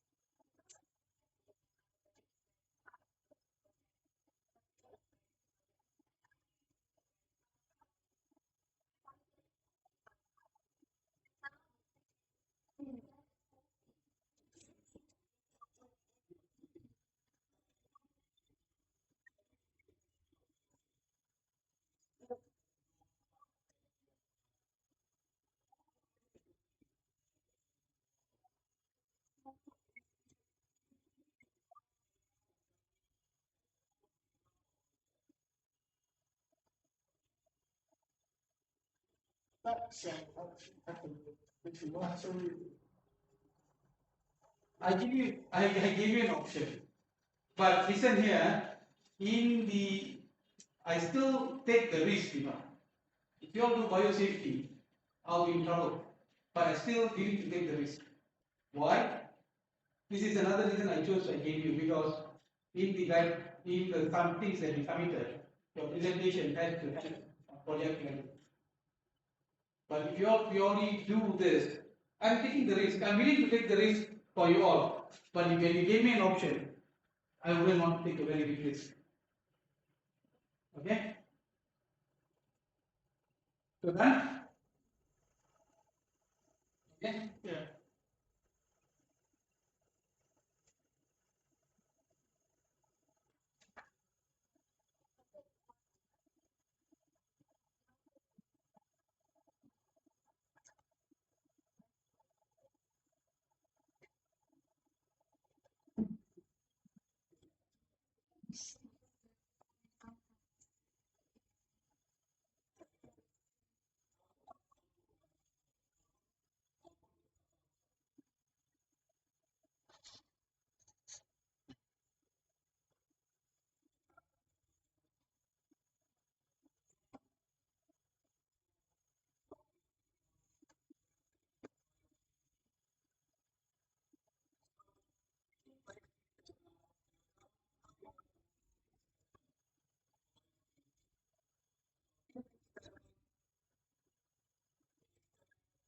An analytical procedure designed to characterize security risk in a. So how do you want to find it?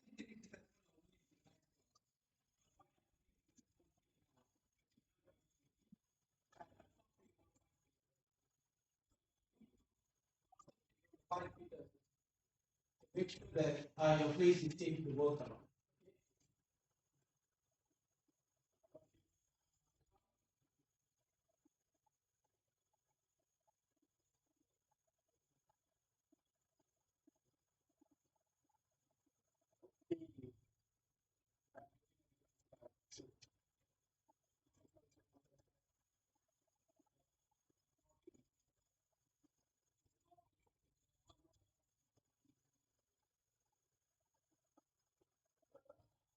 And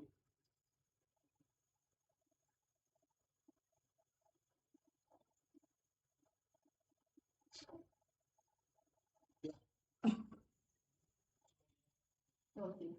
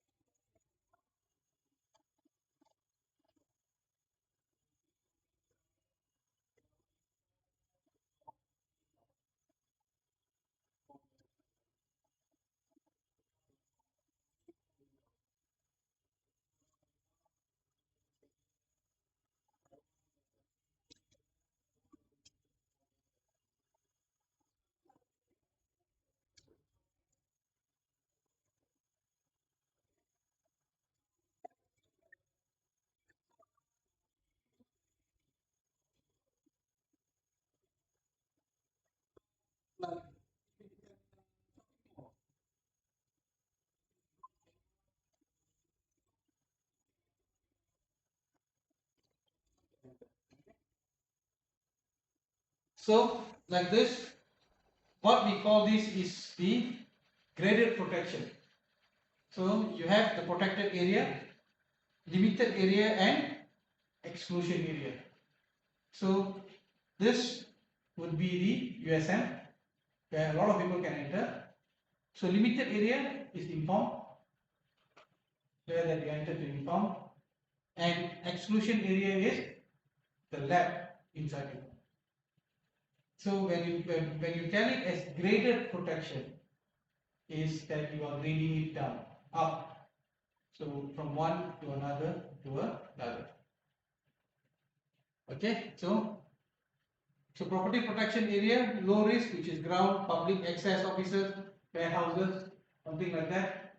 And limited area is laboratories, sensitive administration offices, and exclusion area is high containment labs and computer network hubs. Who knows that where is the server in USM is being placed? I don't know. Because they don't tell anyone. Why they don't tell anyone where they have servers? Why? Because people can go there and hack, or they can do anything to the server so that the whole system shut down. People don't tell you easily where the servers is. Okay, you inform where the servers are. You have walked around inform, we moved around the labs, you have seen it building, this building, that building. Where is the server room is?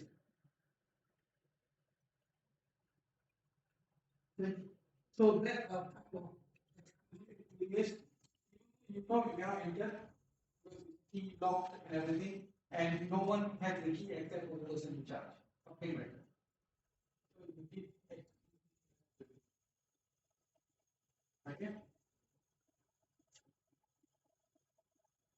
So the main principle you need to detect, delay, and respond. If someone wants to enter your house,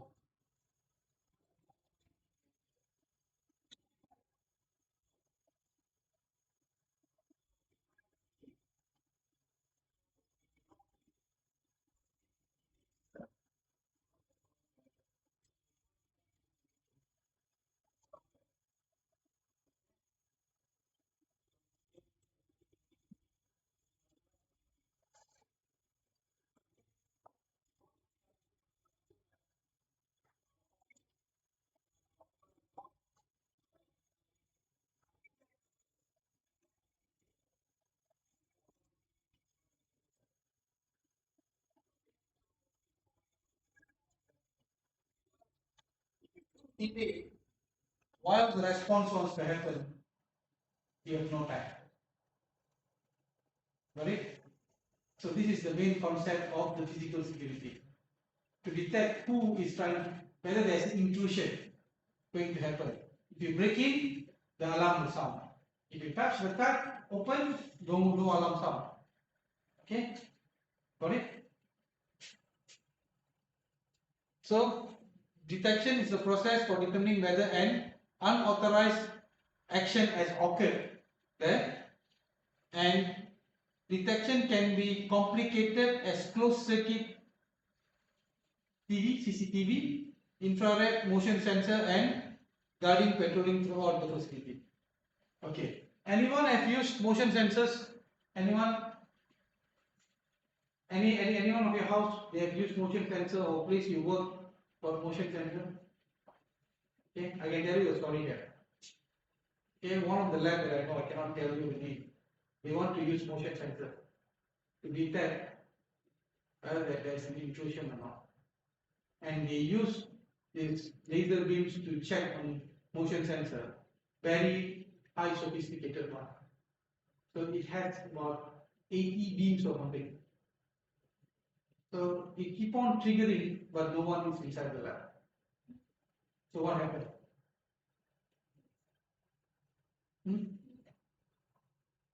Lizard. And the lizard passed by because the sensor they use is very sensitive.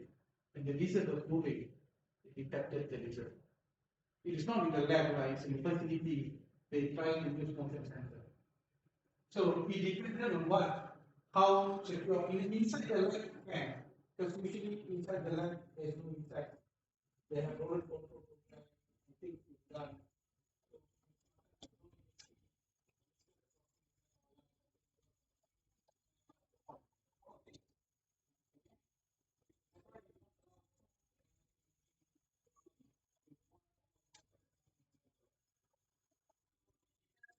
How you do it. As simple as guard, security guard patrolling. You don't have to have CCTV and everything, but you have something. Okay? Or it could be as simple as good training of laboratory staff and procedures to call someone in case suspicious person notice in the laboratory. If you are working fast informed, do you identify someone that you don't know? All the person you know.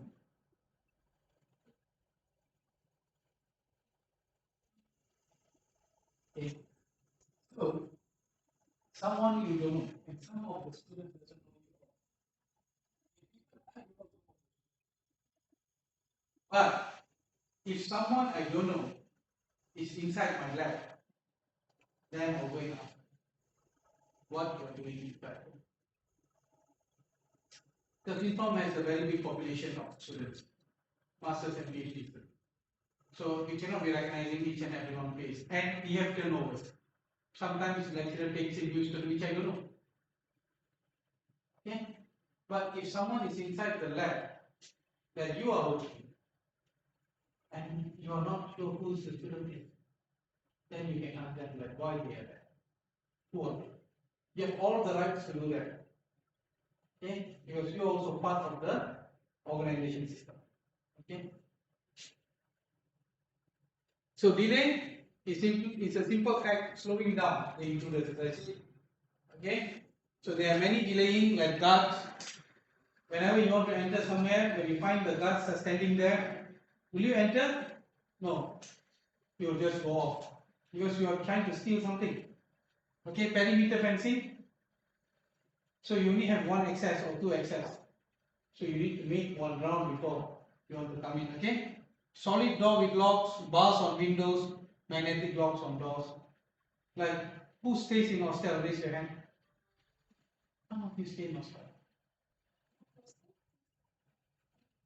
Where? The international house. Okay. Who stays outside? Okay. I know you're staying outside. So at your home, do you have do you have grill for windows? Yes. Are you staying in an apartment or rented? Okay, fine. So you are staying where? Artist. So you don't have grills in windows. Okay? You see the differences. If you stay in an apartment, high rise, so for windows you don't need grill. Because it's not easy for people to climb up until 15th story and get into from the window. They have to see their people. Kids stay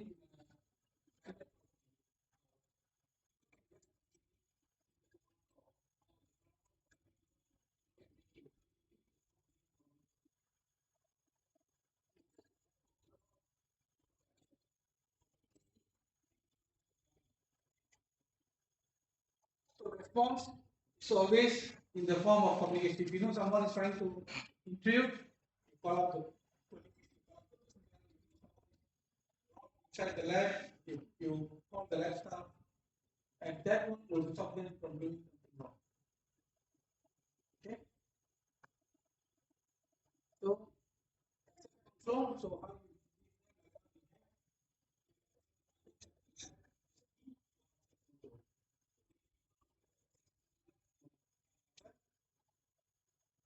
okay, so you can go from card, PIN number, even to biometric. So which one is easier? Which one is easier? Easier for the management. It's not easier for you. That one is difficult for the management. Why? If this sensor is 1000, that sensor is 10,000. And this sensor is 1000, the maintenance is 100. That sensor is 10,000, maintenance is 1000 to 2000. So, but you don't have to have that. But you have to have something. Okay? So, second one, the second pillar is personal management. This one is very tricky. Very, very tricky. The context of biosecurity, it is the assurance that these people that are given the access to sensitive biological material should have that access. Like the case DNA promoted.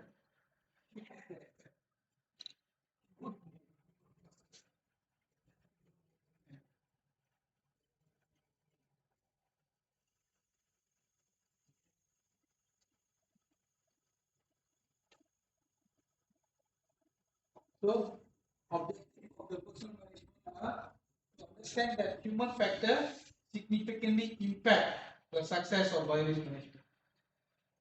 Yes or no now? Yeah, if someone is going to steal, someone has a dispute intention. Okay.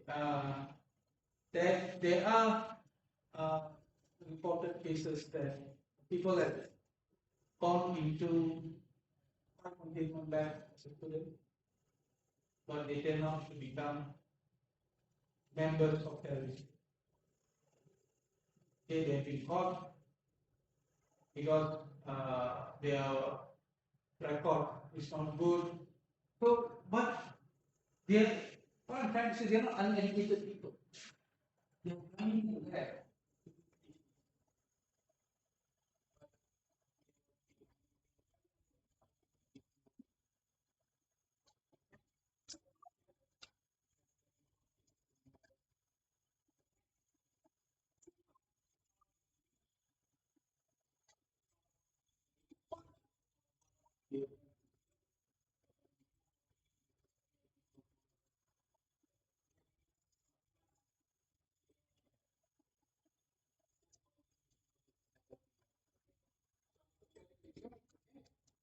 It is to reduce the risk of theft and fraud, reduce the risk of scientific misconduct.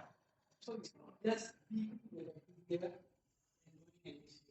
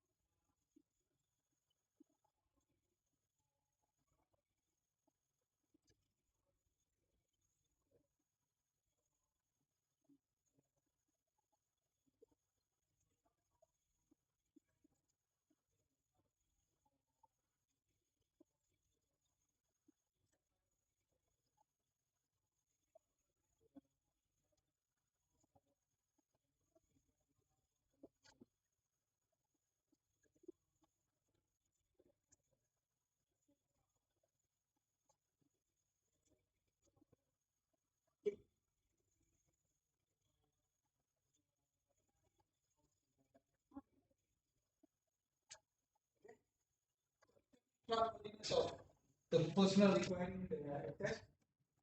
Okay, to support the procedure and administrative access control requirement. Okay, manage authorized personnel access to secure areas and agents. Manage visitor access to the facility. So who are coming? Okay, as an example, I want to give a very simple example to talk about this. Determine trustworthiness of the personnel requirement access. All of you have an access to you.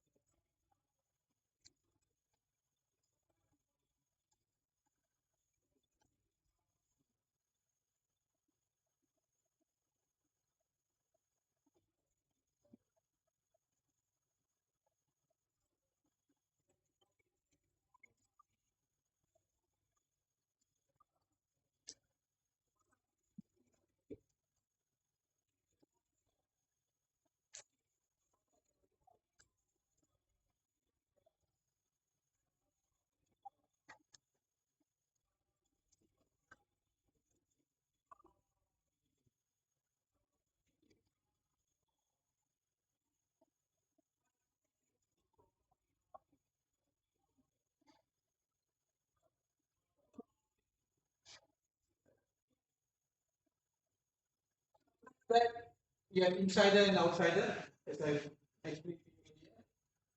Okay, so for personal management, the security awareness is very important.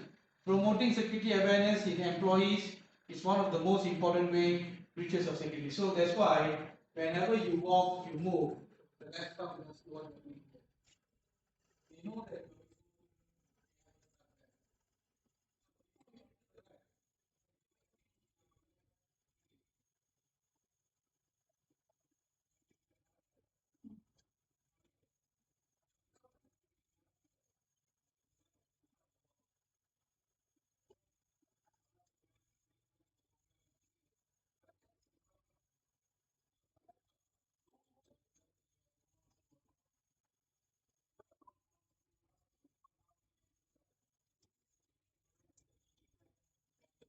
That we have. Okay, lab workers should be aware of who should be and should not be in their work area. Now, all of you know who's your.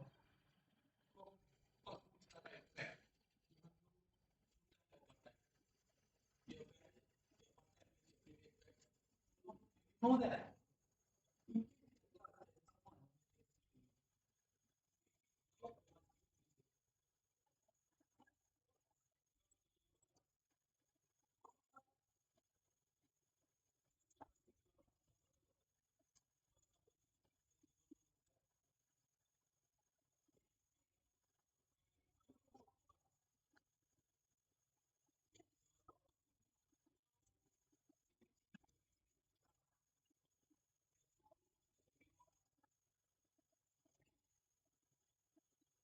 So, report if someone strange is walking, keep an eye of sample storage area if someone is trying to steal. Okay. Assign security, keep sensitive information safe, provide suggestion for improving security, take training more seriously. The problem is that people don't take training seriously. Okay, you see they go for training, it's kind of a break from them to do work. Okay, so whenever I give training, that's the thing I told them. If you are here, to improve yourself. It's not a break from your daily routine work, sitting down here. Because most of the training are well funded. Doing it in nice hotel with nice food. Okay? So now this one will become okay, material control and accountability. So what is material control and accountability? So, what?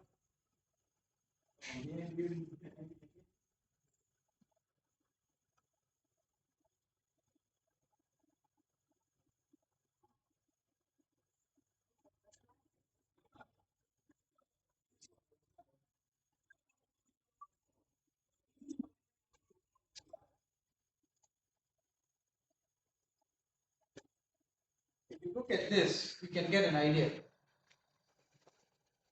Does it have any name of what sample it is? They put it sample with number. They have barcode, QR code.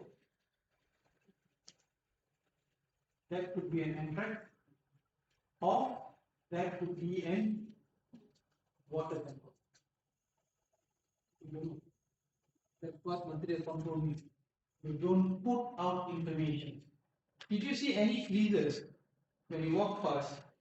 Freezer, they have a list, got sample anthrax, salmonella, this one, that one. You have, you don't see. Even though you take one tube, you open, you don't know what is that. Papa might label anthrax as A-N, T, N. Is it N sample or anthrax sample? But she knows, because there is her box. So that's why we teach people saying that you can label as simple as possible. Okay, this one is expensive because you need barcode printers and so on. But this one is the most sophisticated one. So that is what material control is about. So you know you don't give out full information and you know what material there is. Okay, for example, if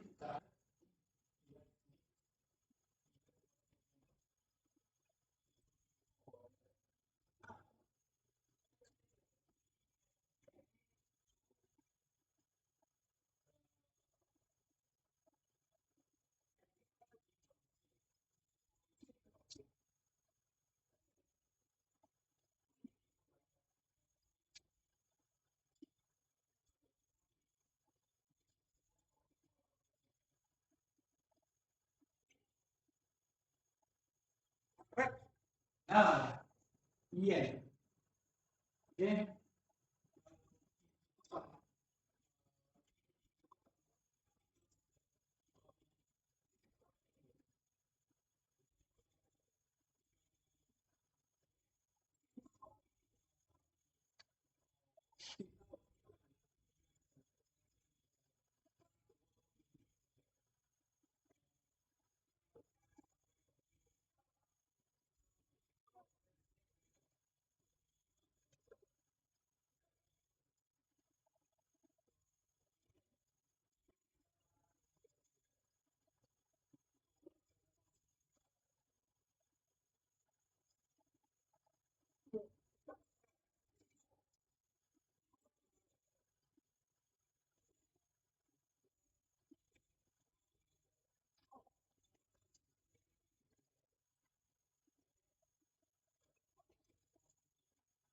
Material control.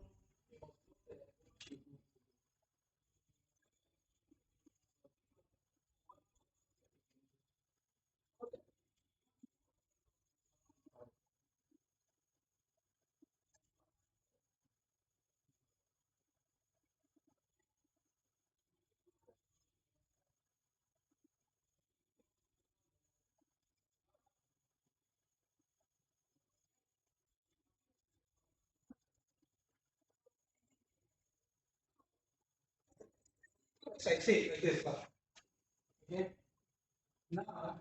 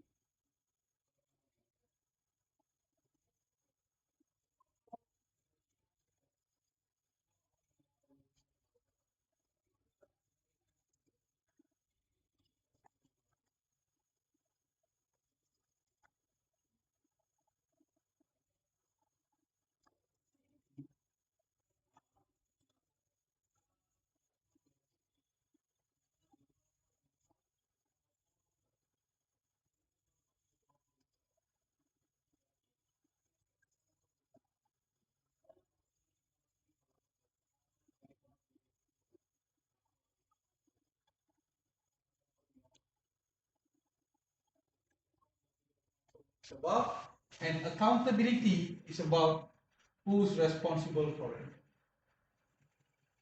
Okay. If I have like one of the guy on Asina Pestis got jailed for 2 years, right? Because under the law, he didn't do this. He was not accountable. If I have two cultures, I must make sure that I inventory it out two cultures.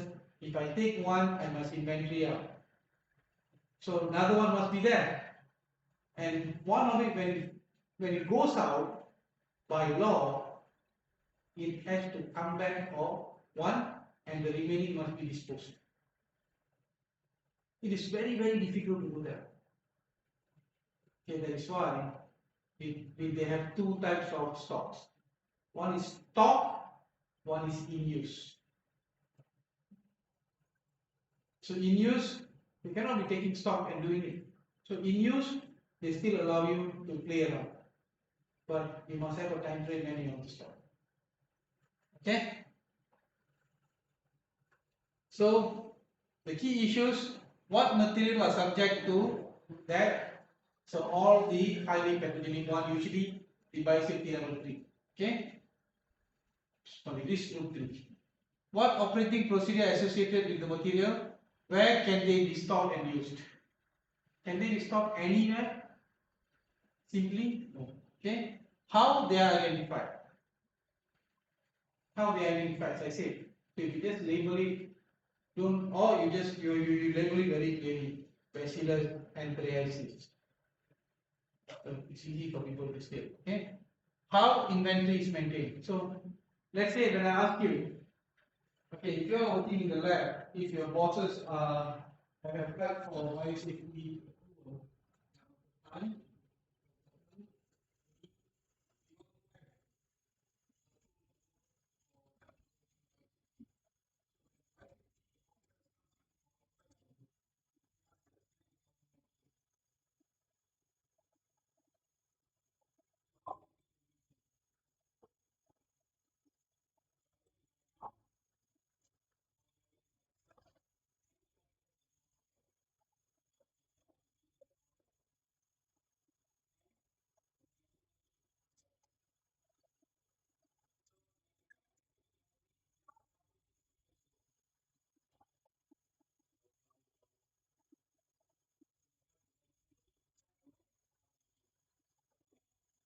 What records need to be kept for those materials? What record? The name, so on. You have to record it and you have to keep it. You cannot be writing down in the materials. Okay, what timeline required are necessary for those records? It's all dependent. Once you finish your work, once you store it for good, then you can dispose that. Okay, what does accountability means? Like I say,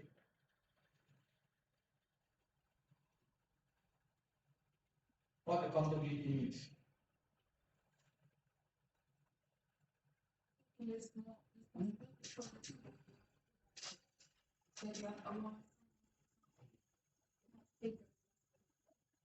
You take full responsibility of the material that you are having and also you are giving.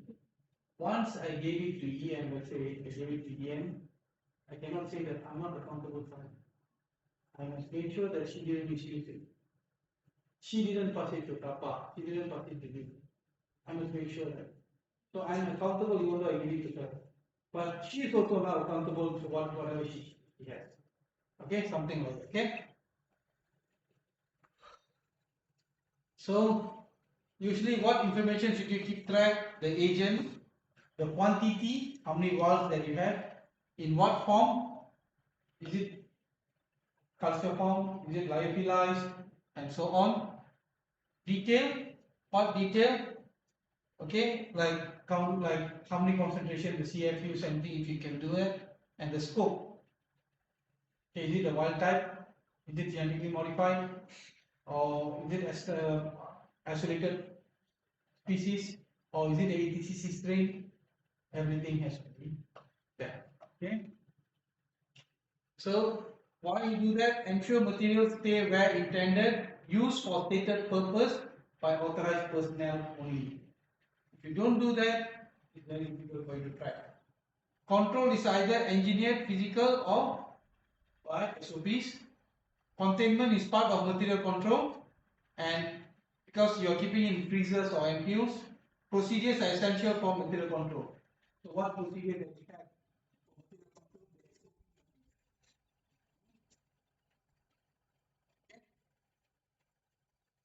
So all materials should have an associate accountable person who is ultimately responsible for the material and ensure that no materials is open. Again, if I'm the PI, I own this freezer. If they come and do audit checks, then I say they ask what material is it? No, I don't know. Can I say that? No, because none of the material need to be open. So we are not having open each here. So everyone has their target. All the material has to come. Okay? So I cannot say that. You cannot say that. If a box is under your name, and Kappa is working under me, so I give Kappa a box or 50 samples. So it names Kappa. But when I open and check, I ask why it is here? I don't know. That's no what I don't know. That is your box. You have to make sure that it's here.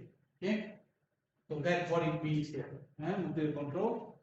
So now let's go into transport security. Why transport security is important?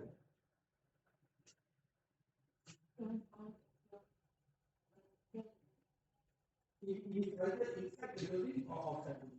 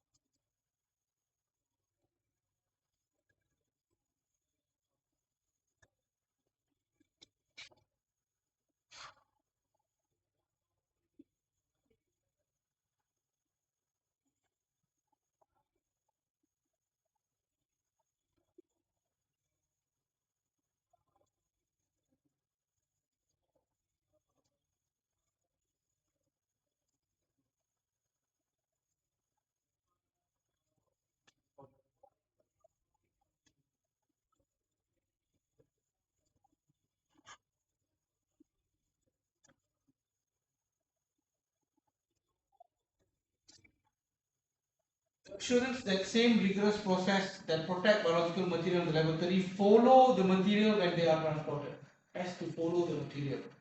Aim to reduce risk of illicit acquisition of high-risk biological agent. Relies on chain of custody principle of analysis. This one, chain of custody is important. What is chain of custody? Now I have it. Okay, and then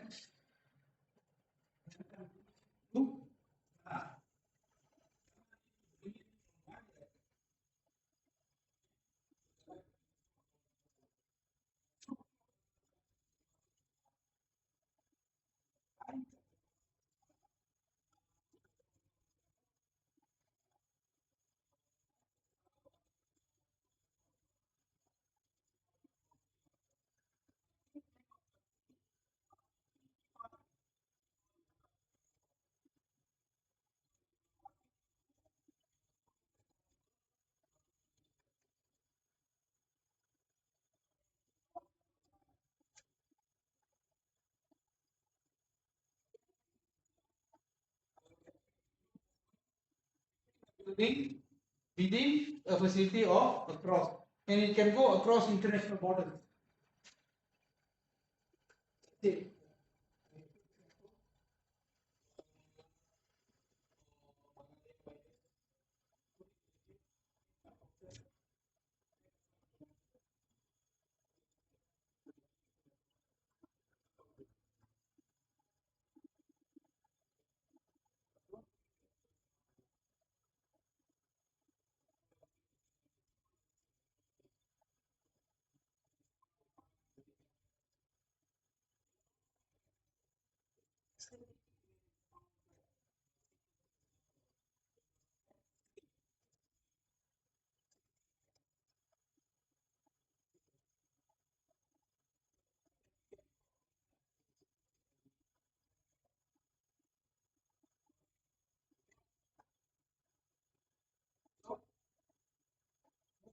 Material to and from restricted area within a facility may involve personnel from lab, the shipping area, receiving area, who's going to receive it, disposal area.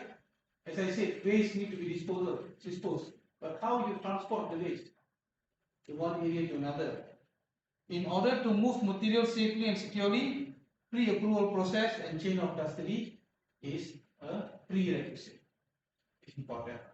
Okay, give me some time. I know there's going to be 5. This is the last one. Sorry, last one.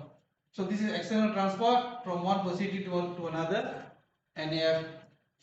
So I already explained about chain of custody. Aim to protect sample by documenting. Okay. Chain of custody documentation includes description of material being moved, contact information, who, and time and date when you take it, so that it knows that now it falls to you. So we want to keep high-risk samples secure during transport. What should we do? They require responsible authority to pre-approve. Choose reliable carrier who can do it.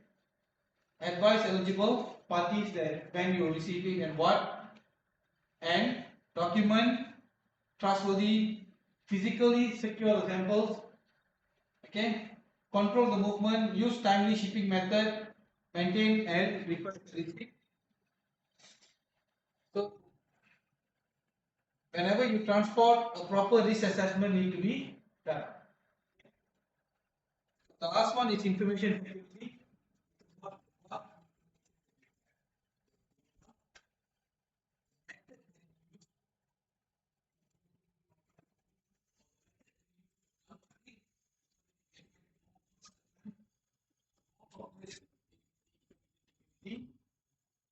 What type of sensitive valuable information, and protect information that is too sensitive for public distribution. Okay, and then biosecurity related information. That is why you don't see in front of lab. This is anthrax lab. Have you seen any lab being labeled, and do you know what they are working with? You don't know. Because we don't want to reveal that to anyone. Okay? So information includes but not limited to cybersecurity. Okay, it also should be based on risk, known threats and consequences of that information. Okay, like Sana is considering something, the method, he have improved the method, and now he can easily culture anthrax very easily, or he can easily isolate anthrax from the problem. So that method is very valuable. But what happens if you go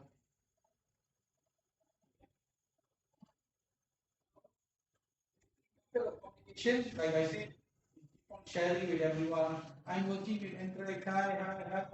I'm working with anthrax. You cannot do that. As I said, the NIH people doesn't even be allowed to wear their badges when they go out for lunch. Okay, implement network and desktop security for information not to be hacked. Label information as restricted, not to be shared. Physically secure information. Always train the staff and people to say that even the information is now can be used. Okay. So you need to identify what information, you need to control the information, and then you need to mark it whether that how sensitive it is. So you have communication security and network security. This one, how you communicate. Can you communicate with this? If you communicate with this, can it be stealed? So you need to know that. And this one is you can put all these firewalls and security, network security, protect. So that is why certain information, like if you work in certain company, that you cannot use different computers. In company, they give you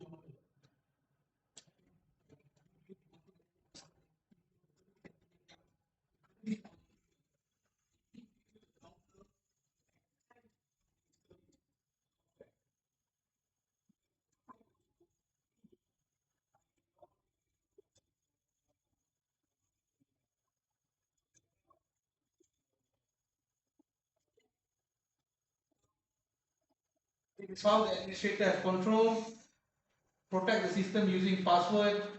Okay, 2% password. Now all your phones even has thumbprint, biometric. Restrict operator privilege. Provide physical protection for equipment.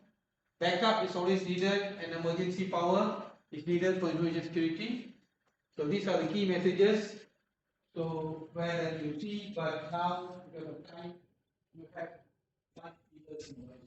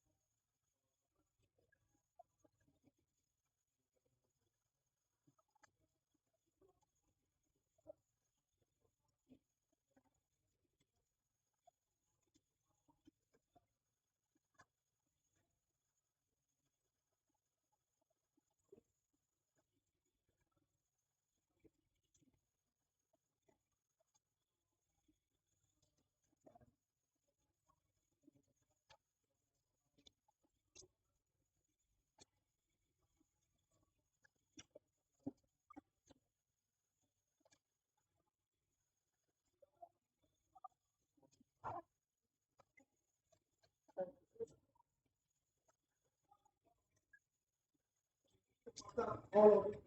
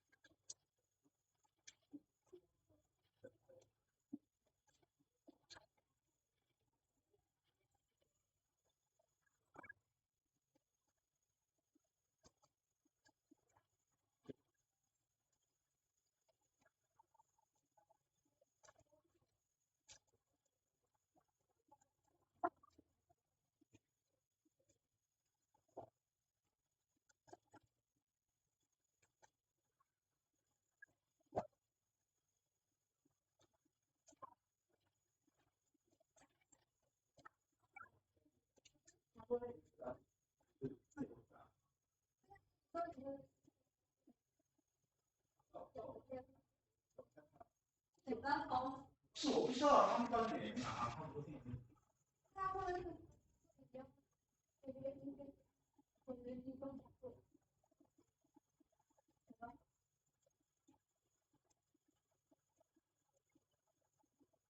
那你点那个？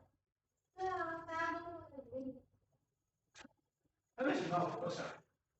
因为投票的第一个条件是2个人，第二个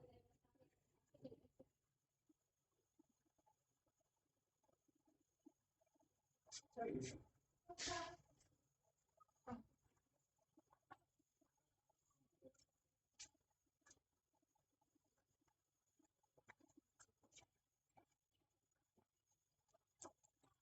哎，你